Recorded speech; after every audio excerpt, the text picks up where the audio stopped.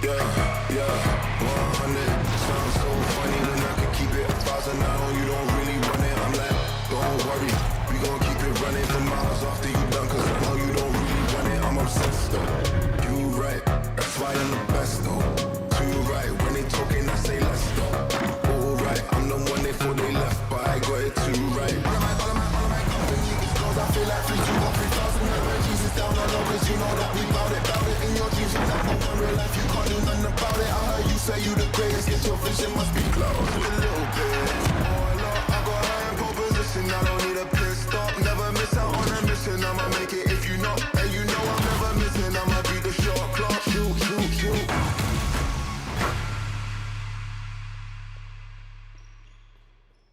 Сайн мэцгэн та бүхэнд энэ биток хүртэл бэлэн болсон та бүхэнд шинэ 7 өдрийн мэндийг хүргэе. Та бүхэнд энэ биток 36 дугаар өнөдөр хүргэх гэж байна. За тэгээд студид бас бүгдэнд орой мэнд танил та бүхний танил тав өнөдөр нэг тоглогчтойгоо бас уулзчихсан байна. За тэгээд тоглогчтойгоо. За нэгдүгээр платины үед гэж үндэсний дээдлэгийн аль биесны апп Токиогоо тоглолтын статистикийг зөвхөн Токиогоос тавх хараарай. Нэгдүгээр платины үед гэж Саксон бүлэг спортыг дэмжигч хамтдаа илүү амттай Coca-Cola байгаа гэдгийг та бүхэнд бас хэлэхэд таатай байна. Нэгдүгээр платины үед гэж PC Mall, Apple, Samsung, Huawei, Honor, Xiaomi брэндүүдийг аль биесны хэрэгтэй урьдчилгаагүй лизингээр зөвхөн PC Mall-аас тавх боломжтой гэдгийг хэлмээр байна. За тэгээд сайн байцгаана уу гэх тээ. Сайн байцгаана уу. За плей-оффын 6 бүсийн финал ер нь хэр болж юм даа гэх хэлээ.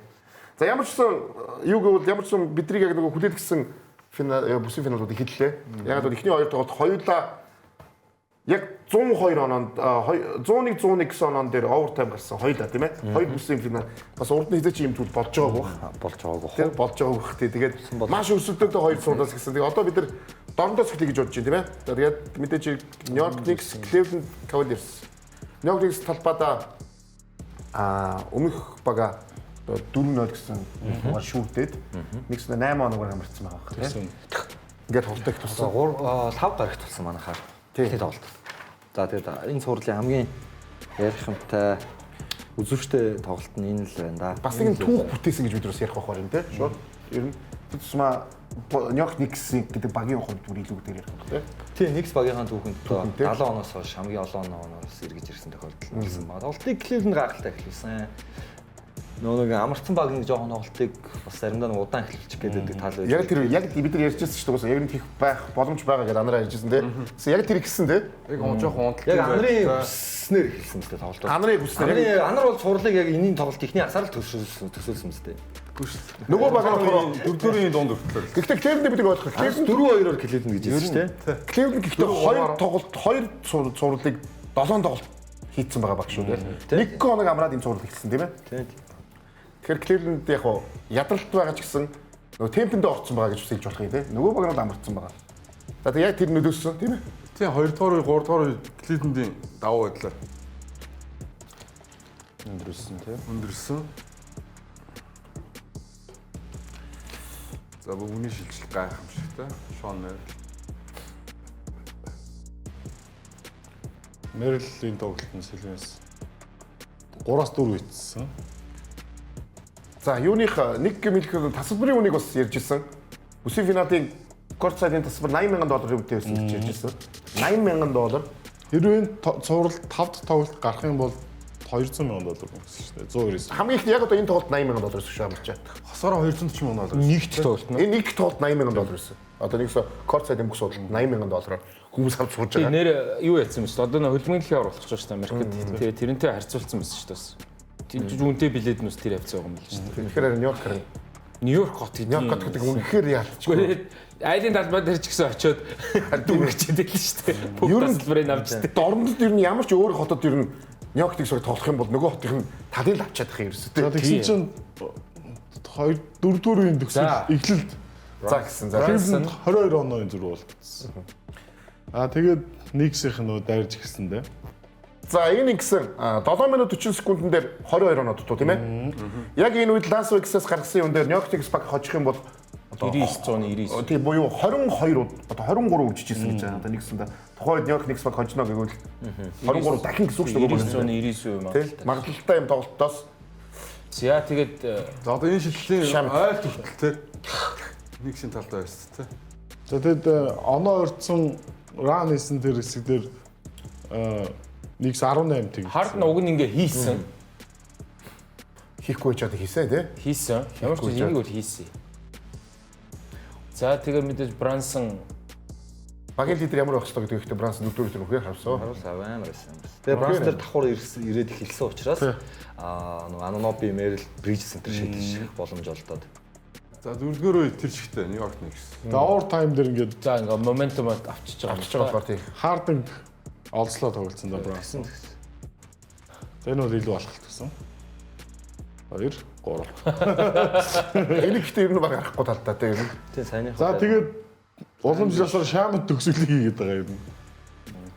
Энийг тийм эргэж ирсэн нэг моментум эргэж байгаа тийм тоглолт шаамтын шийдэлтүүд зорим байгаа. Нэртэй хүмүүс ер нь Нью-Йоркд бас үе тоглоод идэг Landry Fields. За энэ зүгээр яг энэ тоглолт тодорхойлж байгаа байхгүй сайн нийтлэн. Энэ дөрөвдүгээр үе ингээд энэ цувралыг тодорхойлсон гэж шүү дээ. Тийм. Ер нь бол би бол угсаал яг энэ тоглолт дуусаад за Эхний тоглолтын дөрөвдүгээр үед тэгээд шийдсэн. Энийг хараад тэгээд энэ анар юу нэг удлаа ярьдаг хүүхдүүд л гэж би бодсон. Одоо яагаад тоглолтын энэ дөрөвдүгээрийн төгсгөл сэтгэлзүйд маш муугаар нөлөөлөх вэ гэхлээр нэгдүгээр 14 тоглолт 2-7 тоглолт хийчихэд орж ирсэн. Тэгээд яг энэ 22 онооны тэргүүлэлээр тоглолтыг дуусгаж чадсан бол 2 тоглолтын дээр хамарж болно шүү. амрах ч юм уу те яг нэг тоглолт тэгсгээд ингэж жаад жоохон амарсан 3 тоглолт руу жоохон хүчтэй орж энэ сэтгэл зүг өөрөөсөө алаа хийсэн те. За энэ дасгалжуулагчийн одоо шийдвэр ийм байсан, тийм байсан гэл тэрийг оруулах байсан, энийг оруулах байсан ч гэдэг юм ингээл амар олон алдаа оноотой зүйлүүд байсан. Гэхдээ энэ одоо юу гэдэг биеийн хүчний тэр ядралт гэхээсээ илүү сэтгэл зүйн хувьд маш өндөр тэр дарамтыг, ядралтыг өгчүүл гэж би харсан. Би тайдас юм асуумаар л да. За тэр чима Брансыг онцлох хэрэгтэй. Ягаад тэгэхээр багийн лидер ямар хэрэгтэй. Дээрээс нь яг бүх хүмүүс үтсэн байх. Яг дөрөвдүгээр үед ерөөсө ганцхан switch хийгээл хартан дээр тэр 16 оноо дараалаад авчлаа шүү дээ. Дандаа хардсан шүү дээ. Дандаа тоглолтын дараа Майк Браун салжуулагчаас эргэж ирсэн ер нь гол хүчин зүйл ямар төлөвлөгөөг асуусан чинь тийм зөвхөн төлөвлөгөө өгөх юм байхгүй зүгээр хардны эсрэг довтлээ л гэж тэгэл төлөвлөгөө байсан гэдэг. Тэгэхээр доромжилж байгаа юм шиг хэлсэн шүү дээ. Гэхдээ доромжилч төлөвлөгөө мөн шүү дээ. Тэгэл тийм үү. Тэр сууд угаад чи тасалж чи ямар ч зүйл хэлнэ зэрэг те. Тэр төлөвлөгөө довтлгээд хэлэх байлгүй дээ. Тэгэл юун дээр одоо удахгүй 2 дахь тоглолтыг ярих баг. Гэхдээ нөө 2 дахь тоглолтын дундуур нөө ингээд X одоо Twitter-ээр ингээд лайв бичдэг шүү дээ хүмүүс. Тэгсэн Нью-Йоркийн beat writers одоо Нью-Йоркийн ингээд орон нутгийн ингээд сэтгүүлчид ингээд даапалж байгаа юм шиг. За, Хардн 5 алдаатай байна. Тэгэхээр Нью-Йоркийнхэн 6 дахь алдааг авахуулахгүй байхын төлөө явах хэрэгтэй шүү гэдэг. Нью-Йоркийнхэн тэгэх хэрэгтэй шүү. Өдөр ихтэй нэгдүгээр тоглолтын статик бүдрэ харж идэх үү нэрвчаа. За эхний тоглолт бол яадч гүхтэй юм гэхээр сагсан бөмбөг нөгөө үз дуртай хүмүүст бол супер тоглолт тийм ээ. 22-оос бариад 5-аас нөгөө 5-аас дэш дамжуулалтаа өгөөл байгаа. Тийм хамаатай. Энэ тоглолтын дээр бол гэхдээ 5-аас яг үндэ бас тийм сайн байж чадаагүй тоглолт нь шүү дээ. Ер нь бол. Тийм тоглолт дээр 5-ын тэр бөмбөг алдалтууд бас их юм яарсан шийдвэрүүд 7 төрнөөр бол дамжуулалтаас их би тэр баясаа гэх байсан. Баясаа асуу юу Клевний дасгалжуулагч чинь ягаад тэгэхээр тэр хаардан дээр дараалсан 7 минутанд дараалсан тэр 10 хэд оноо үед чи 10 Брансны авсан. Брансон бол яг хардны эсрэг яг 11 оноо. 11 оноо. За тийм. Яг тэгэхээр дараа тэр дасгалжуулагч ягаад юм хийхгүй байгаа юм бол одоо орой өөр. Яг тэн дээр одоо чинь за яг магадгүй зөөр ингээд дасгалжуулагчдын баг химлээ алдсан байж болно. Гэтэ талбай дээр өрсөлдөгч багийн хамгийн сайн тоглогчийг авж байгаа Дин Уэйд. Дин Уэйд яг тэр үед байгаа. Өмнөх сурлын дээр Дин Уэйд Струс 2 өрсөлдөгч багийн холбогчийг авч байгаа төгөлд гарч. Тэгээ Брансныг авч яа заавал энэ очиод тэр нь ингээд энэ заслоо яг үндэ хийхгүй байгаа шүү дээ. Заслоо хийгээд бөмбөг залаад тойрж гарахгүй очиод шууд автоматар солилцохоо байгаа байхгүй юу? Тэгэхээр энэ бол хардны ажил биш байхгүй яг үндэ. Брансон гав. Дин үед ийм өвөргийн тоглогчид өөрсдөө ухамсарах ч юм уу эсвэл ийм хамгаалтан дээр голж байгаа манлайлах хэвээр тоглогчид нь өөрсдөө тэн дээр магадгүй цалжуулж хилээг байсан цэн талбай дээр манлайлал үзүүлэх хэрэгтэй. Би бол тэгж л харсан. Анзаараа татвал switch бол маш хурдан хийдэж байна. Харин ямар заслаа байхгүй. Одоо шууд switch орохгүй гарч явдаг шүү дээ. Орохгүйгээр автоматар зүгээр ингээд үлдээгээд switch процесс дээр. Тэр харин тэрэн дээр л алдаа гарсан. Одоо нөгөө эргээд бас довтлоон дээр Кливленд бол зүгээр л том мишлиг харсан шүү дээ. Бүтэн талбайд ганцаараа залах боломжтой залахгүй зогсчоод хаарднаа дамжуулж гүйжээд болонд очиж зогсчоод. Тэгээ хаард нь бүх одоо ялын хаардд өрүүлсэн. хамгаач нар довтлоо шүү. Тэр яг нөгөө юу гэдэг шнэ хант гэж ярьдэн штэ. Одоо яг тэр хардныг л хант хийгээд байгаа штэ. А тэгэнгүүт яг нөгөө яг Миннесота Денвер дээр ч гэсэн тэ хиний Жамал Морейг хант хийж байгаа байхгүй буу хамгаалж байгаа. А Лукаг ч гэсэн 24 оны финалаар яг Лукаг ингээд яг хант хийж байгаа онцолж байгаа байхгүй тий. А тэгэнгүүт зүгээр энэ бүр зарим тохиолдолд яах гэж арга байхгүй. Байгаа л тэр. А яг 2007 оны финал дээр нөгөө яалтч бохтой тэр юу цэргүүд нь өөр өсөн л да. Гэхдээ Леброныг үнэхээр барахгүй байсан болохоор гуруулаа хамгаалжсэн. Бүр triple team хийжсэн. Тэгэхээр одоо ингээд нэг тэр нэг нөхцөл байдал чинь ингээ өөр байгаа шүү дээ. Pop тасгалжуулагч бол магадгүй тэрэн дээр өөр зүйл хийж болох байсан юм болов хамгаалтан дээр ч юм уу гэж бодогдсон.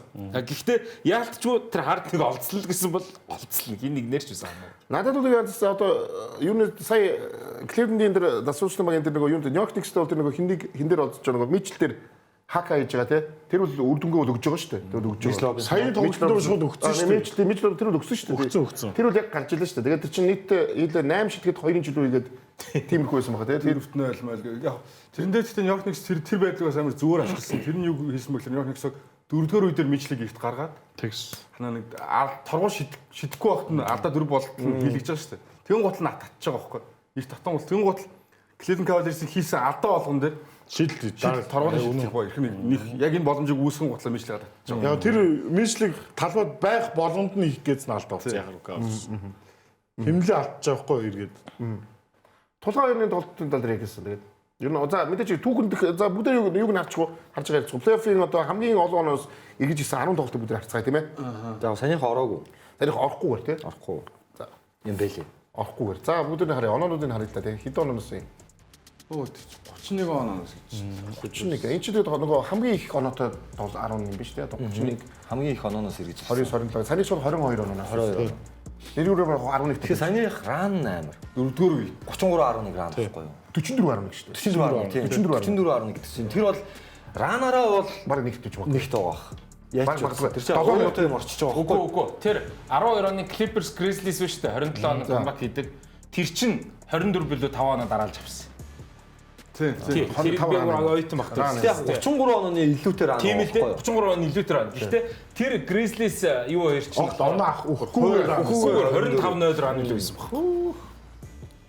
За тэгэхээр ховор шүү тий. За энэ бол авахын тоглолт. тийм.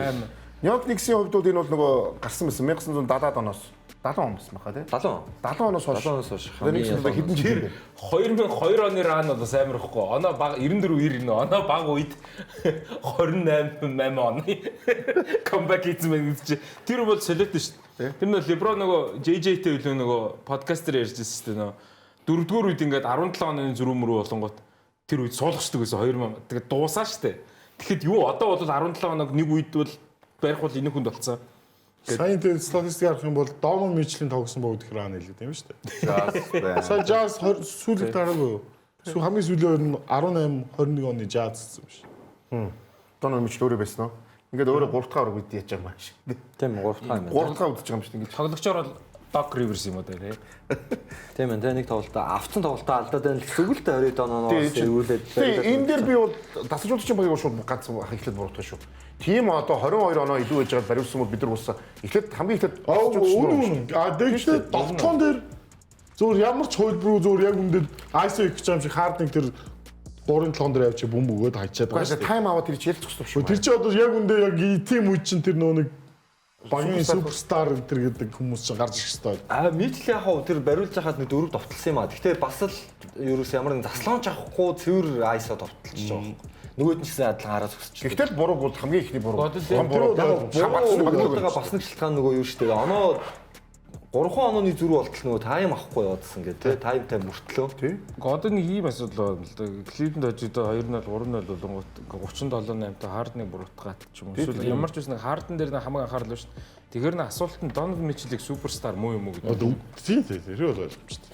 Тэгэл биш л үү. Эсвэл супер одггүй л яг боломжийн л 2 дугаар төвшний хоттой л ингээл 5 баг уу. Ингээд 5 хүнтэй баг биш. Харден чинь хамгаалтан дээр одоо чинь айлын 11 оноо тэр дараалж авчаад тэр үнийг хамгаалж чинь тийм үү? Нэг тэр чадахгүй. Гэтэ чадлаар бас чинь хамгаалахгүй байгаа. Гэхдээ чадлаар хамгаалах гэдэг чадахгүй байгаа байхгүй тийм чинь зүгээр хар зогсог бас чинь ингээд гар хөлний яваад ингээд ажиллаад тэнгуудаа буцаад тоглохын дээр 11 тэр чинь 5 6 тоглохоо 7 тоглохоо явж байна. Тэрний дараа буцаад дахиад Харданд тоглохоо өгөх тэр хүн чинь хүн ядах уу ер нь 37 Ер нь зөвхөн Хьюстны өмсгөлтэй Хардны яг хамгаалж чадахгүй байгаа бүр 11 минутын бичлэг байгаа шүү. Тэгэхээр чи энэ чи амар их байхгүй 11 минутын бичлэг гэдэг чинь амар шүү дээ. хам нэг тоглож 10 Тэгвэл секунд Харданд бол буруу өгөхгүй л гэж. За хоёр дахь тоглолт чинь харин Cavaliers ялангуяа энэ самбарын бас ихний хасыг сайн эхлүүлсэн. Ихний хас нийлээд 16 авсан байлаа. За гэхдээ хоёрдугаар хагас тэгээд тэр залуус нийлээд 11 он авсан байлаа. Тэгэл баг л байсан ямар ч байсан. Энэ тоглолт дээр нэг Josh Hart онцгорсон тийм. Тэгсэн. За Bridges Атлантагийн зурлаас хойш доошоо сайн орж тоглоод байгаа. Дээрээс нь Bridges-ийн довтлооны хувь нь их өндөр 60% байгаа. Тий. Тэгээд Сүүлийн баг хэдэн 3-аас 48% нөвтэй. Тий. Тэгээ цөөхөн бөгөө чанартай. Тэгээд дандаа сул үедээ зөв ер нь их ухаалгал маш гоё юм үүргээ ойлгож байна л да. 19 Атлантагийн тэр 3 тоглолтоос хойш 19.6 оноо бол баг 20 оноо дуусчихж байгаа. Тэгээ энэ тоглолтын дээр Cavaliers юу золиослохор шийдсэн бэ гэхээр Josh Hart-ыг шидүүлээ гэж шийдсэн. Гэсэн чинь тэр шийтгэцэн дээ Josh Hart. Тэгсэн. Брансон дээр эрт ингээд давхар очиадсан гэсэн үг тийм. Ер нь бол. Тэгээд ийм л их дарамт төгсөн байна Брансон. Тэгээд Брансны харин нэг онцгой зүйл нь сайн болоод байгаа зүйл нь Josh Hart яг нөө энэ сурлын өмнө хэлсэн байсан шүү дээ. Манайг ер нь уучраа олцсон. Брансон дамжуулаад эхэлсэн гэдэг. Брансон дамжуулаад эхэлсэн, Кат дамжуулж байгаа. Дээрс нь Кат шүүгчтэй ярихаа болцсон. Анунобид угаасаа 7 хоногийн 8 хоногийн амралтын хэрэгтэй байсан.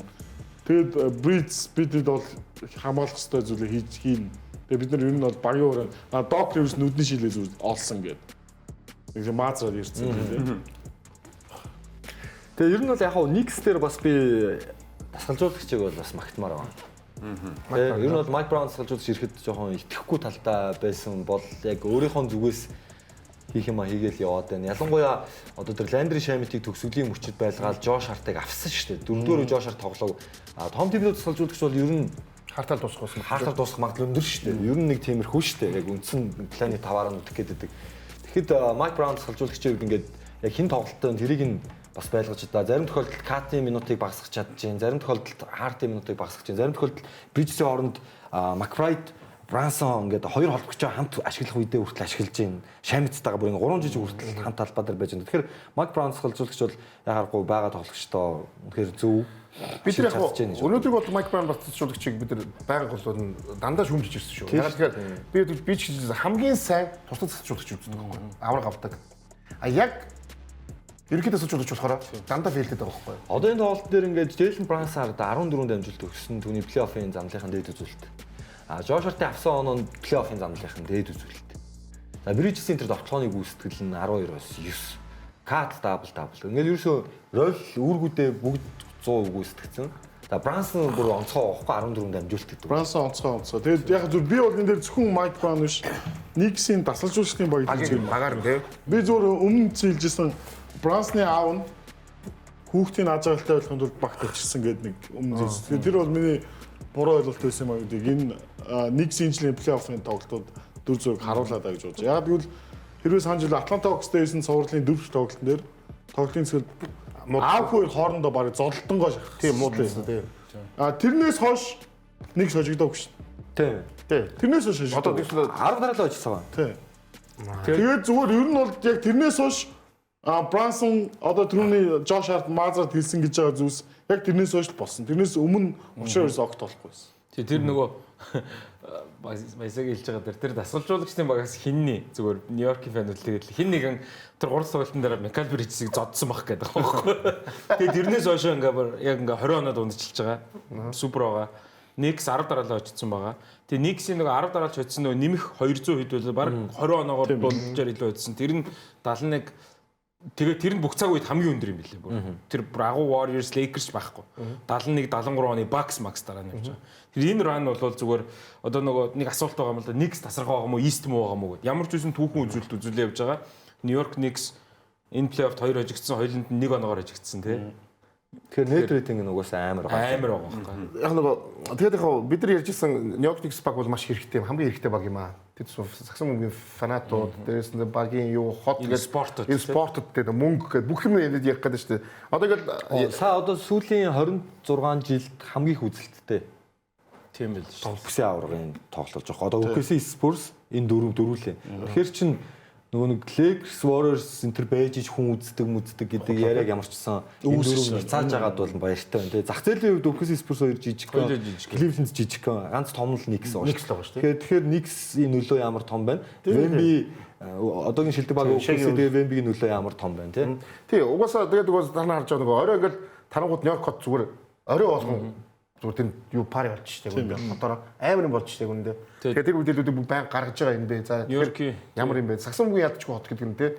Хамгийн том хот Америкийн Хотын захирагч Мамдами сая гудамжин загс үзүүлэлгөө боловсон тийм захирамж гаргасан. Тийм байлээ. Хүмүүс юм хэрэгсэхгүй тэрж идлээ тий. Тэгээ Америкийн өөр 49 мужид юу юм бэ лээ хууль бус. Гэтэ Нью-Йоркд хууль бус биш юм билээ. Хууль зөвшөөрдөг. Тэгээ машиныхаа тий ар дээр ингээд тавьчихсан баахан хүмүүс ахс тэрийг боловсон бил.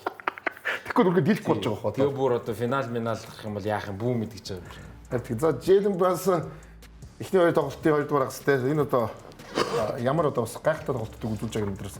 Бид нар нөгөө өмнө ярьжсэн шүү дээ баясаа нөгөө NBA доктор нөгөө жижиг тоглож байгаа нөгөө багаа тэргүүлээд ингэж байгаа тохиолдолд бид нэг ч харж байгаагүй шүү түүхэнд гэдгсэн чинь Стефен Кори юу гэсэн чинь тэр ушаад өөр тохиолдлоо гэдэг нэг хэлсэн байдаг шүү дээ подкастн дээр те тэгсэн чинь магадгүй бид нар энэний хоёр дахь юм тохиолдлыг магадгүй харж байгаа тохиолдол мөн үү энийг л асуусан Гүү штэ. Биш зүгээр биш одоо зүгээр сүүлийн одоо жилүүдэд би зүгээр асууж аварга авах л хэрэгтэй. Аварга авчуул гэж ярьж шүү дээ. Авчуул тийм ээ. Авцсан нээж болох юм аа. Тэрээс бүсийн финалд бол зөндөө байгаа тийм Айверсон байгаа. Финалцсан шүү дээ. Айверсон чинь нэг он финалцсан тийм. За тий аварга авчуул гэвэл баг Isaiah Thomas руу орох гэдэг байхгүй. Тэр домогт Isaiah Thomas Стефиг бүр хавч хайж байгаа.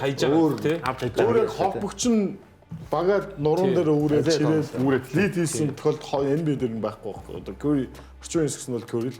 Тэгээд Isaiah Thomas Өмнө нь Isaiah Thomas баг л тийм. Тэгээд яг финалийн MVP авчихсан бол зүгээр нээжгч нь бол өндөр хүн шүү дээ. Одоо Shea бол багийнхаа ихтэй холбогч нь тий. холбогч шүү дээ. Гараанд угаасаа Shea л. Тэгэхээр Shea мөн мөн. Гэхдээ яг Shea чинь дараа өндөр байгаа. Одоо өндрөөрөө Kobe-тэй ч зүүн өндөр ихгүй. Тийм. Тэгэхээр намхан жижиг нуруу намхан гэж яриад байгаа шүү. Тэгэхээр тэнгууд одоо Billups эдий финалийн MVP авсан ч гэсэн яг чирээд ингэсэн биш шүү дээ. Яг чинь би финалийн MVP-год бөө марган болсон тийм. Хамтан байсан, бэн боос байсан гэдэг. За одоо сайн бүгдэрийг гэсэн за юу гарсан? Брансны бүгдэрийг харлаа шүү дээ. Одоо ямар байсан? Өндрөөрөө тантай л жацсан шүү дээ. Би сая харсан шүү дээ. Би хэлсэн шүү дээ. Ер нь хажууд нь зогссон ч ядгаагүй байсан. Бид тэр бичлэгээр байгаа шүү дээ. 83 4 Тоор ер нь яг адилхан шүү дээ. Жош Харт шол утс те. Томтлоотой Бранс ингээд. Тоор ер нь яг адилхан юм шүү дээ. Үгүй яг хажууд нь зогсоод би үнэхээр өөрөө ч гайхсан. Би чи байж байгаа ийм билүү чихэн нас харагддаггүй гэдэл. Ер нь 80 тэр 6 7-ыг бичсэн байдаг шүү дээ. Тэр биш тэр 84 3 4-тэй шүү дээ юм шиг харагдчихлаа шүү. Яг зөв юу гарвал. Тэгээд би бол Монголд бол Брансон гэж хэлсэн үү? Хипхопын ертөнцид. Тэгээ миний түгэлж байгаа. Хипхопын Брансон. Одоо Джеймс Хардныг идвэл нөгөө талаа юу гарэдгөө. Джеймс Хардны ихний хоёр тоглолтын 2 дугаар хасыг харцгаая. За эхний тоглолт нь 8 юм уу? Гүйцэд би буруу хараад байна уу? 8 оноо, 2 тоглолт 6 оноо. Зөв шидэлтэй юм. 2 дугаар хагас шүү. 2 дугаар хастай. 2 дугаараас ерөөсө 20% тал тоглож байгаа бол офсайд амжилт ерөөсө 2 хийсэн юм. Энэ хүн тоглож яалтч одоо ч бас наслоод хийхгүй байна, дамжуулах ч өгөхгүй байна гэд ингээд наснаас сүлхэр явж байгаа шүү. яг хардныг шүүмжилмэргүй байна. Нөхцөлөд л нь угаасаа тийм юм гэдэг яриа надад ерөөс таалагддаг байхгүй. Яагаад хардаа амжилт үзүүлэхгүй төрүүлэхгүй байгаа юм гэвэл өөрийнхөө энэ хамгаалах байгаа л байдал нь шүү дээ. Яагаад хамгаалт үнээр тийм боломжгүй байд юм уу? Одоо баажгаас наад систем яг сакс тоглолоо дөөрөө сонирхоо үсээ гардаг. Одоо энэ дэр ийм бодлоо. Яг хамгаалал хамгаалчих гэдэг бол Яг хамгаалал дээр тэр Харин тэгээд гайхаад. 1 юм уу 2 юм уу 20-с 3 минут л хамгаалалт дээр тэгж ирж хүчийг гаргаж хамгаалах боломжтой байхгүй. Тийм. Тоглолоор тэр хэмнэлийг авч явах. Хоёр талдаа тоглох юмш боломж авах. Коби, Jordan биш тийм. Одоо James Harden Тэгвэл хардны минутыг багасгах л та. Үр ашигтайгаар цөөхөн минут ашиглаж James Harden би бүр ингэж бодсон. James Harden Mobley хоёрыг биш үү? Mobley гэнэ. Donovan Mitchell хоёрыг 22 оны илүү багтар суулгацсан бол Ер нь бол тооцсон шүү дээ. Үнэн шүү. ер нь 7 минут 20 оноо хамгаалаад тэгээд нэг өөртөө нэг 10 оноо авчихвал 7 минутанд 30 оноо авах нэг жишрэг багт айгүй хэцүү байхгүй юу? хэцүү. Өмнөх цувралыг бодоод тэгэд энэ цувралын эхний тоглолтыг бодох юм бол яг тэр эхний тоглолтын оноо тасардаг үедээр Харден ганцаар л бодсон шүү. Плейоффын эхэнд би бас уг нь хэлжсэн санаж байгаа энэ Гэхдээ гайхаж байгаа юм бол байхгүй шүү дээ. Энэ ангийг үзсэн шүү дээ бид нэр Хардентай. Байхгүй баг тийм ээ. Ингэж л төгсдөг. Филитэй ингэж л төгсдөг, Хьюстонтэй ингэж төгсдөг, Клиперстэй ингэж. Тэгээд дээрэс нь ингээд Харден NBA-д орсон цагаас бүх хүссэн юм авсан байхгүй. CP-д тогломоор байсан. Embiid-д тогломоор байсан. Daryl Morey эргэж Paul George ингээд ингэж л төгсдөг байхгүй. Амар энэ удаагийнх бол өөрийнх нь хүсэл биш л дээ. Энэ удаагийнх За яг уу. 2 номер болсон чаар Мишл 1 номер бас биш юм аа гэдэг нэг асуудал. Тэгэл гэхдээ одоо ингээд ямар ч байсан кино яг л ингээд энэ сизон ингээд төгснө. Тэгэл дараа Ахаа шинэ карьер нь ингээд төгсгөө л юм л да. Одоо энэс илүү багт байна гэж байх юм уу? Байхгүй. Энэ цалин дуусаад. Одоо энэс илүү потенциалтай баг Хардныг авах юм уу? Одоо зөвөр ийм байхгүй. Урдан Джеймс Хард яадаг вэ гэхээр хамгаалалт нь муу ч гэсэн Оноо довтлогоо амарсан. 30-аас 35 оноо ямар ч Оноо бүртгэг байсан гэх юм уу да. Одоо нөгөө нэг тэр бутаа талбаруу дайраад алдаа авах чадвар нь байхгүй удаан болцсон байна тий. Ингээд Тэгээ дээр нь тэр үед чинь нөгөө давхар хамгаалалт татдаг байлаа шүү Хардн чинь. одоо Тэгээ 10 хэдэн дамжуулалтаа өгчдөг байлаа. Одоо Хардн дээр уус давхар хамгаалалт авах шаардлага болцсон байна. Нэг л хүн. Оноо алдсан чинь нэг л хүн тэр хамгаалаа. оноо авахгүй үр дүн муутай довтлогон дээр тоглолцохоор хамгаалалт довтлогоо аль аль нь сул тал болцохоор Одоо энэ чинь Хардн 37 минутын плей-офф тоглож байгаагаар багаа тэргүүлж байгаа юм байна. Мичл 36 минут унтчилж байгаа юм байна. А зөв Хардны минутыг 30 болгоод 25% ч яах. тэр 7-гийн дэнс хүнд төгчөөр ячаад байгаа юм. Тийм шүү. Яг 25% ч яах. Тийм шүү. Би шөөдөд дөгөөр шөөдрийн хамгаалалт бол бүр амар сайн. Шрүүдэр авлагтай хамгаалттай. Тэгээ Мичлийн хажууд Шрүүдэр байлгаа тэр оронд нь Хардн ер нь 7 минут хамраад үр ашигтай 20 минут болгож 30 минут тоглож Тэр байна. хэний буруу яриа? Дасчуулагч багийн буруу үстэй. Ер нь бол Кени Аткинсон засгалжуулагч муу. Яг энэ цуврал дээр бол. Энэ цуврал дээр бид Гэтэ зүгээр яхаа зүгээр би бол ингэж л энэ цуврал дээр гэсэн шүү дээ. тийм ээ. Тэр Кен Аткинсон суулж зүгээр одоо энэ илүү юм гарахгүй хуу. Түрүүн бид нар ярьлаа шүү дээ. 10 эхний орчтонд 14 тоглолцсон баг. Нэг л хангаар амраал тоглож байгаа. Үнэхээр дууссан. Ямар бензин байх. Сая 3 тоглолтын дараа Доно Мичлээс хэвлэлийнхаа яриа асуугаад одоо ингээд хүн дэдэлд орчлоо юу бодож гэсэн чинь эхний тоглолт бид 22 оноор илж хожигдсан тэр цувралд нөлөөлчлөө гэдэг өөрөө Доно Мичлээ гэж хэлж байгаа. Тийм. Тоглолтын динамик одоо болсон. Яриаг өгж гинөө гэдэг чинь буугаад өгцөө. Буугаад өгцөө. Үжээ таньчны төлөвч тэгж ярьж болохгүй л та хаа байсан тэр ихний тоглолтыг ярьжлаа. Дээрээс нь тэр нөгөө энэ яг энэ 3 тоглолтын дараа бас байсан шүү дээ. Нью-Йорк Никсийн фэнүүд ингээ танаа ингээ заалыг бас ахаад дүүрцэн гэсэн. Өө би угаасаа Нью-Йорк Никсийн хүн шүү дээ. Төрсөн хүн. Манайх би хар багасаад энэ юг мэдэрсэн өөрөө яг ингээ дэмжээд ингээ Никс ингэдэг байсан. Одоо ч гэсэн баг цаанаа баг тийм их удахтай хэлсэн байгаа. Гүгөө. Биш энэ янзаараа одоо ч гэсэн юу юм бэ гэж хэлээд байна шүү дээ. Бас яриаг өөс тийм л агуу соёлтой хотл гэж хэлж Яг Мичл тэгээд энэ плей-офф дээр Мичл Антони Эдвардс нар ийм жоо юм шазруу биш гэдэг. Тийм тэрийг л хэлсэн. амар шазруу байдаг байсан ярин яач вэ? Эдвардс бол бүр амар шийдвэр. Тийм эсвэл Харда эффект гэж байх уу? Уйл Хардныг дуурайгаад тэгээд Авро гэж байх уу? Гэхдээ Мичл чинь шазруу ганцаараа 40 он аваад хожигддаг гэсэн болохгүй баг нь болохгүй байсан ч гэсэн ядаж. Тийм. Гэхдээ нэрэл тийм л байсан да ядаж. Тэгээ энэ зурлал бол Мичл ганцаараа л 20-20-оос 30 орчим оноо аваад байгаа. Тийм тэгээд довтлооны бүртгэлэн чинь 40-оос дээш байгаа л байгаа л та. ер нь бол баг Кливлендийг бол хүлээлтээс давсан гэж хэлж болно шүү дээ. Би яг тал зайг насчихлаа. Үгүй Хоёр тоглолтыг 7 тоглолтод яг бүсийн финал хийж байгаа нь гарцсан шүү дээ. ирж байгаа нь Кливлендийн хувьд энэ амжилт мөн үү? тэр энэ өнцгөөс Амаржингийн түрүүний ярьсан үнцгийг ярьж болно. Дорн бүс суулуу гэдэг дээр. Одоо зүгээр яг плей-оффын өмнө зөө. Цаг хугацааг ахаа ухраагаад 4 баг бодъё зөө. За 5 баг. Детройт, Нью-Йорк, Кливленд, Бостон, Филадельфия. За энэ 5 баг байхад Кливлендийг бүсийн финалд очно гэж таамаглахад бол энэ хүлээлтийг давсцсан байгаа шүү дээ. Джеймс Харден солилцоогоор ирэхэд нь хэлсэн шүү дээ. Тэр бол байж болох байхгүй. Яг тэгэхээр хамгийн Тэгсэн баясаа Бүсийн финал гэж хэлсэн. Хүн болгон баясаа шиг агуу аналист биш байхгүй юу? Одоо бусад хүмүүсээс асууя л дээ. Ихэнх нь Кливлендийг таамаглахгүй байсан шүү дээ. Бостон байгаа болохоор зөөхгүй байна. Бостон байгаа болохоор юм бодохгүй. Бод юм юу гэхээр сагсан мөнгө үзэх хэрэгтэй байгаа байхгүй. Үзүүл зүгээр юм уншаад ч юм уу бичлэг хайлайт үзүүл энэ чинь ойлгомжгүй. Аль баг нь яг үнэхээр чанартай байгаа, чанаргүй байгаа гэдэг нь ойлгомжтой байхгүй юу? Тэгээ үдсэн учраас тэрэн дээрээ зөв үдчихэж байгаа юм дээрээ л дүгнэлт хийж байгаа. Тэгэж хин нэгний бичсэн юмыг уншаад Чиний дэ үдсэн юм дэхтэй Бостон Филадельфид хожигдсон гэж байгаагүй үстэй. би бүсийн финал гэсэн шүү дээ. Би Кавсыг ярьж байгаа. Тийм ээ. Зүгээр ер нь их зарим баг Бостон ямар хамаатай. Харин Бостон ямар хамаатай. Зарим баг бас тэгээ таамсшгүй байна гэж хэлж байгаа байхгүй бас. утгагүй юм ярих юм. Үгүй зарим одоо баг яг Кливлендийг бол таамаглах боломжтой байсан. Яг тэгэхээр Бүс нь муугаа учраас бүс нь нэг муу хоёрт Байрал нь айгүй зүг гарсан байхгүй юу? Никс Пост хоёрыг хооронд нь тааруулах байрал гарсан шүү дээ. Фили ч гэсэн ингэ таараад. Гэхдээ одоо ахаал яхад одоо Харден багийн номер 1 өнө 2 сонголт байхад энэ багаас бүсийн финалаас илүү юмдээ хүлээхгүйсэн. Оо одоо Никс 4-оор гараад Кливленд 5-аар гарсан бол тэгэл Кливленд ихнийшнээс мултрах байсан биш. Тийм ээ. Тэр чинь бас уучраа Ёндоо гэж юм байгаа байхгүй. Юу нь гэсэн. Яг Бостон гээд хожигдсны дараа Батарч болох байсан тий. Тийм тэгсэн ч биш үү. Детройт яг ясан дээр 6 тоглолтод дуусгах л байснаа өөртөө алдсан шүү дээ. 11 оноо илүү тэр 2 минутын дотор бас л ялгаагүй тэнэг хожигдсон шүү дээ. Тэгээ бодохоор бас Кливленд бол тийм одоо юу гэх юм хүлээлт давсан гэж хэлэхэд жоохон тохиромжгүй санагдаад. би дүү нэг юм асуумаар. Кливлендэд эхний 2 тоглолтод одоо цуврал өөрсдөө зовоож 14 тоглолт хийхгүйгээр хожих боломж байсан уу? Байсан. Одоо чи Торонтотой ч юм уу? Тийм шүү дээ. Тэр Торонтод 6 дээр дуус боломж байлаа. Өөрсдийнхөө жоохон Энд чи өөрсдөө тэгээд ядруулаад өөрсдөө зовоогоод тэгээд ийм өөрсдийнх нь байгаа л байгаа л тэр ихгүй да. баг плей-оффд орсон 8 багаас хамгийн тааруу байж болох нь Торонто байсан мэт. Тийм үү? Тэр чинь нүл гимтэл байсан шүү. Одоо бид нар ийм ярих хэрэгтэй байхгүй. Cavaliers яавал Нью-Йорк Никсээс тоглолт салгаж чадах юм. Юуг өөрчилж болох юм гэдэг зүйлийг ярьж болох байхгүй. Харин зүгээр би бол шүүвдрийн дундчийг 20 минут болгоод хараа Jared Allen, Evan Mobley хоёрын араас гарч ирэх өндөр нууруутай тийм болгогч. Cleveland нэгдүгээр байхгүй.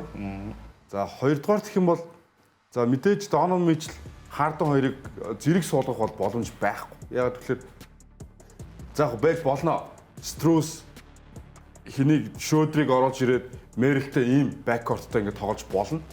Зүгээр яг ингээд плей-оффын туршид Cleveland юун дээр айгүй том алдаа гаргасан алдаач явахтай.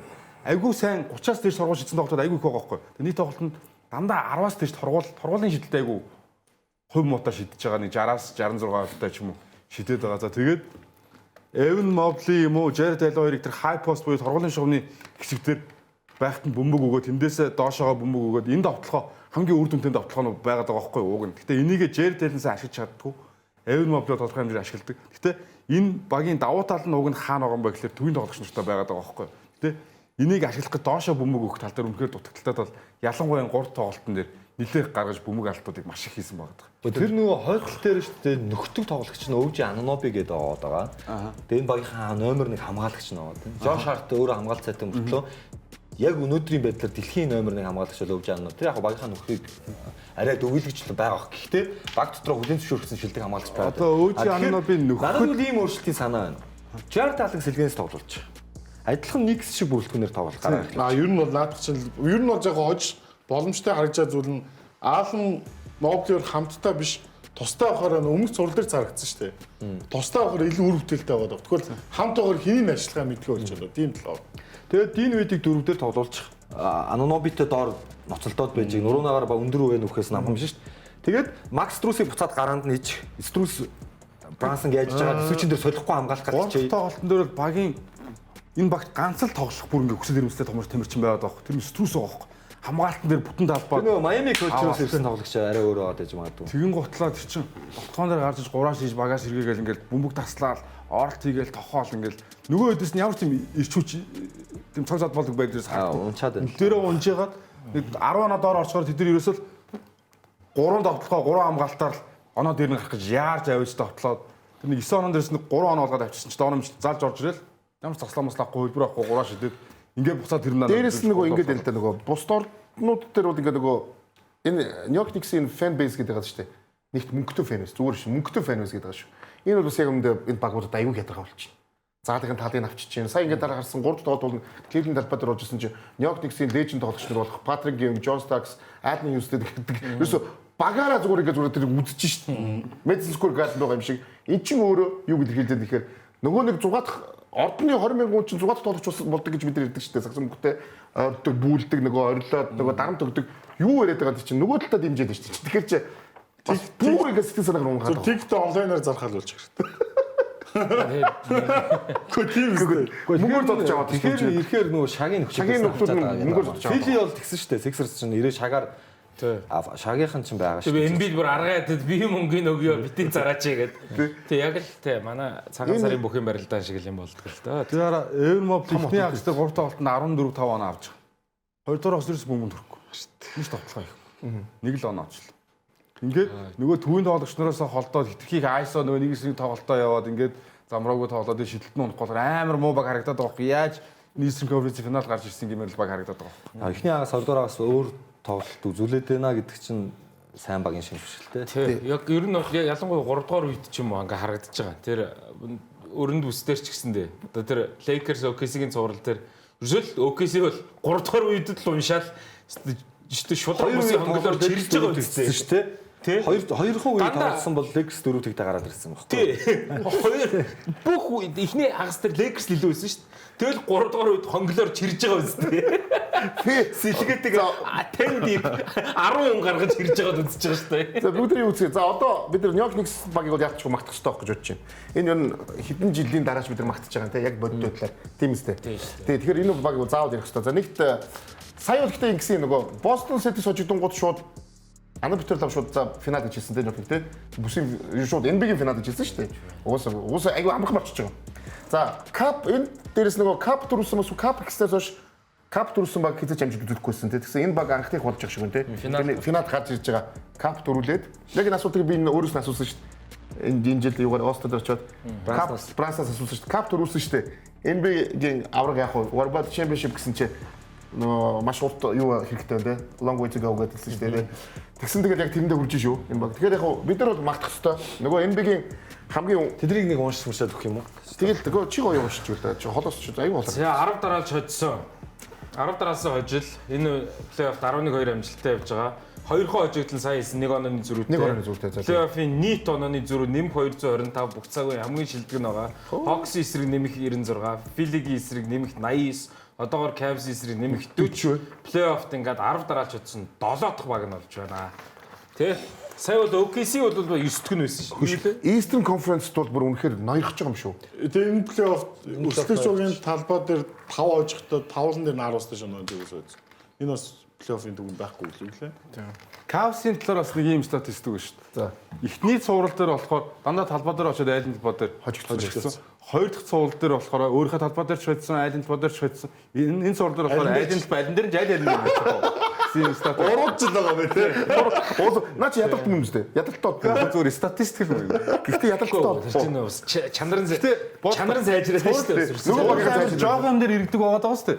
Эхний тоглолтын дээр 22 онон дээр яаж чад хоцсон бол одоо 2 талаа ирсэн ч гэсэн цувралыг 2 болгоно гэсэн сэтгэл зүй шууд өөр сэтгэл зүй. Юу юм бэ лээ бас. Одоо Cavs ингээд дуусгах юм бол плей-оффод хожигдлын рекордтой бүсийн финалд хүрсэн цөөхөн багуудын нэг болж байгаа юм байна. Харин хийж 4-3 4-3-гээ одоо ингээд 3-0 4-0 болчихвол те. Плей-офф рекорд нь ингээд лузинг бүр талбай дээрээ ч хожих боллоо манай. Тийм нэрээ. Энд чинь Cavs-ийн талбай биш шүү. Одоо Нью-Йоркт Нью-Йорк хэсэг тоглож байгаа танаа талбай гэж байна. Ерөөсөн юм бэ.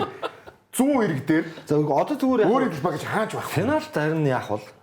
За яг нөгөө томчууд нь дагаад явах л бах та одоо спортс руу ч юм уу энэ Сан Антонио OKC-г мөнгөөр зодсон шүү дээ. За яг гуха. Тэнд л өөр шүү. бас хоол юм да тийм. Баруун өрөнд биш байхгүй. Төв хэсэг. А тийм спорс юу вэ? Одоо эле мэлэг бол барахгүй. Texas юу вэ? Гэтэ яваад очно. Яваад очих юм бэ. Нисээд очих واخа. Энэ хоёр хот дээр бол Тийм одоо тэгээд финалд гарчхаас бүр галзуураад яг очих юм байна л да. Бүр огшоо. За гэхдээ би юу зүгээр ингэж бодож байна. Миний бод за 3-0 болцсон болохоор жоохон тавьчих магадгүй гэж бодож байгаа шүү. Одоо 4 тоглолтын дээр. Яг би бол 4-1 гэж таамаг өгсөн шүү дээ. Яг нэг тоглолтоо аваад тэгээд талбай дээр очиод өстө чиг нөгөө юу гэдэг вэ нөгөө бүр 30 онооны зөрүүтэй очих واخа. шуран бүстэй шүү. Шуран бүстэй яг тэгж очих واخ гэж бодож байна. Магадгүй тэгээд 4-1 дууссан. Эсвэл зүгээр яг би мичлээ өнөөдөр ярина яриаг сонсоод энэ буугаад өгцөн гэж бодсон. Үнэхээр буугаад өгцөн үйл 4-1 байхаг. Яршиг ер нь бүр финалаа болчихвол 4-0 болж байгаа нөгөө хоёрыг алдцуулаад одоо ганцхан шанс нь амралт л байгаа шүү дээ нөгөө талын эсрэг. Тэгээд ер нь бол нөгөө талд нь бас гэмтлийн асуудал байгаад байна шүү дээ. Ярина шүү дээ. Яг ч одоо харин ямарч гэмтлэхгүй байгаа нь бас гоё яваад байгаа. Гэхдээ Сан Антонио бас гайгүй шүү зөө. Fox-ыг За ганцхан асуудал энэ юугаа дуусгая. Эхнийхээ юуг дуусгая. Бүгдээс. New York Knicks NBA-гийн авраг авах боломж хэр байгаа. Нөгөө багтай. Алинтай ч толгой. Хэр байгаа үед нь яг Боломж. Гүг. Одоо чи бид байж. Дорнод бүсэд ноёрч байгаа баг мөн үү? Бүр тасарсан баг мөн үү? нэрвэлрэл бол ноёрхчлаа. За тэгвэл яг энэ баг нэг ч бэлтгэх гэмтгүй гэж сая хэлсэн шүү дээ. Энэ багт NBA-гийн авраг авах боломж байгаа юу? 50 оноос хойш гэсэн үг шүү дээ. За би ингээ хөвлөж байна. 55-нд авраг авсан тийм ээ? Би Сан Антониогийн эсрэг 50%, OKC-гийн эсрэг 30%. 0 биш шүү дээ, тий? Хэдүү вэ? Сан Антониогийн эсрэг 50%, 50-50. OKC-гийн эсрэг 30. Боо тийм үү? 70-30 ч юм. За хин анар. Яг нэг тамирчдын багийн сэтгэл зүй шүү дээ. Сарын өмнөх Нью-Йоркийн сэтгэл зүйтэй харьцуулах шал өөр хэмжээнд очиод байна л да. Эмгийн финалд очвол бүр амар болох шүү дээ. Тэгэхээр яг ийм сэтгэл зүйтэй баг бол ямар ч байсан аль нь ч гараад ирсэн өрсөлдөө үзүүлэх боломжтой л гэж харж байна. Тэгээ өрсөлдөө үзүүлэх боломжтой. Би бол аль алины эсрэг 30% л магадлал гэнэ. 70-30. Альныхын ч эсрэг. Яагаад гэвэл Илүү магадлал дамжиж өгч чадах. яагаад гэхээр амар урд чугны хамгаалалттай хоёр баг хүлээж байна л та. Тэгэхээр яг Брансон дээр свич хийх боломжгүй л болно л та. Тэр үед яг Никсийн тоглолт нөгөө паникнда ордог Никс гарч ирж бас магадгүй байхгүй. Хамгийн Никс гараад ирээд Брансон ч сохоож эхлээл картанд шатаал ингээд явж байгааг бол үзэхгүй. Ер нь Брансон 5-2-ын сул толыг нь хамгийн их гаргаж ирж чадах хоёр баг нь эсрэг тал байгаа. Одоо Кат бол тэ Вембигийн ч эсрэг хэцүү, ер нь Чет Харденштай эсрэг ч хэцүү байхгүй. Тэгмээд Брансон чинь Шей, Кейсэн Уолс, Карусогийн эсрэг ч хэцүү, нөгөө талд Дилн Харпер, Дэвин Масселч үрт амар хамгаалалттай юм байна шүү дээ. Тэгэл Дилн Харпер ч амар юм байна. Кайселтай одоо бүр юу ярих вэ? Тэгэхээр тэрийг бол ярих бах те. Тэг ингээд бодохоор яг Баясаа. Өмнөх дугаар бол яг энэ 2 бүсийн финал эхлэегүй байх гэсэн үг. Тэр бол миний хувьд бол ямар ч боломжгүй юм санагдсан. Одоо гол нөгөө талын цуврал дээр маш гэмтэл хүртлийн асуудал гарч эхэлж байна. Тэр мэдээж сая хэлж байгаа хөлтөд өссөн тий. За 20-30% боломж бол байгаа. Тэгээ Нью-Йорк Никс гимтлэхгүй байна гэдэг. Тэг ямар ч юм Өсөөд 20-30 юм байна те. Өсөөд 0 юм шиг баг тий. Би бол тийж л бодоод байгаа шүү дээ. Одоо дорндынхан цаашдын ойр хэдэн жил бол бүснээ зөвлөгөөрөө баярлалаа авар гавцсан шиг баярлалаа болно. За энэ бид тавтан дугаар залуусаа тэгээд та бүхэндээ бас бид нар их сургуулийн дараа уулзцгаа тэгээд өрөнд үсийн талаар бүгдээ ярина.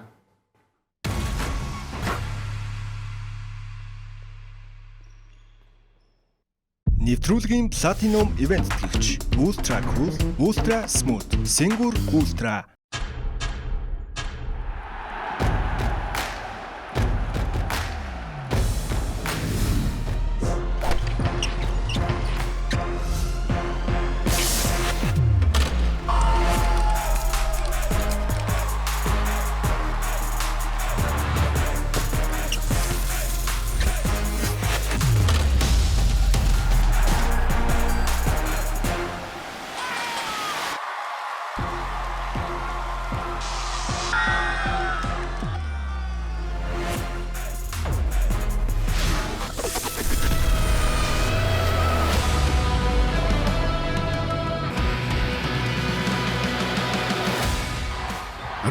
жилийн турш Монголын сагсан бөмбөгийн хөгжлийг хамтдаа бүтээсэн Singur брэнд 18 years of emotions.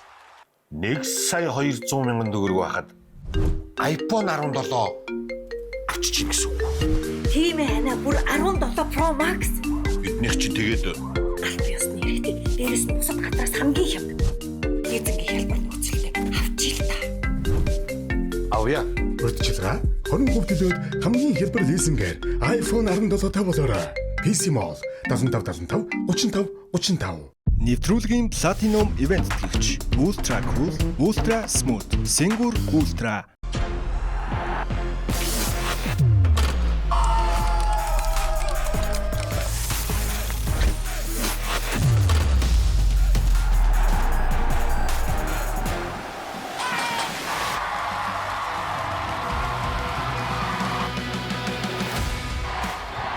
жилийн турш Монголын сагсан бөмбөгийн хөгжлийг хамтдаа бүтээсэн Singur брэнд 18 years of emotions.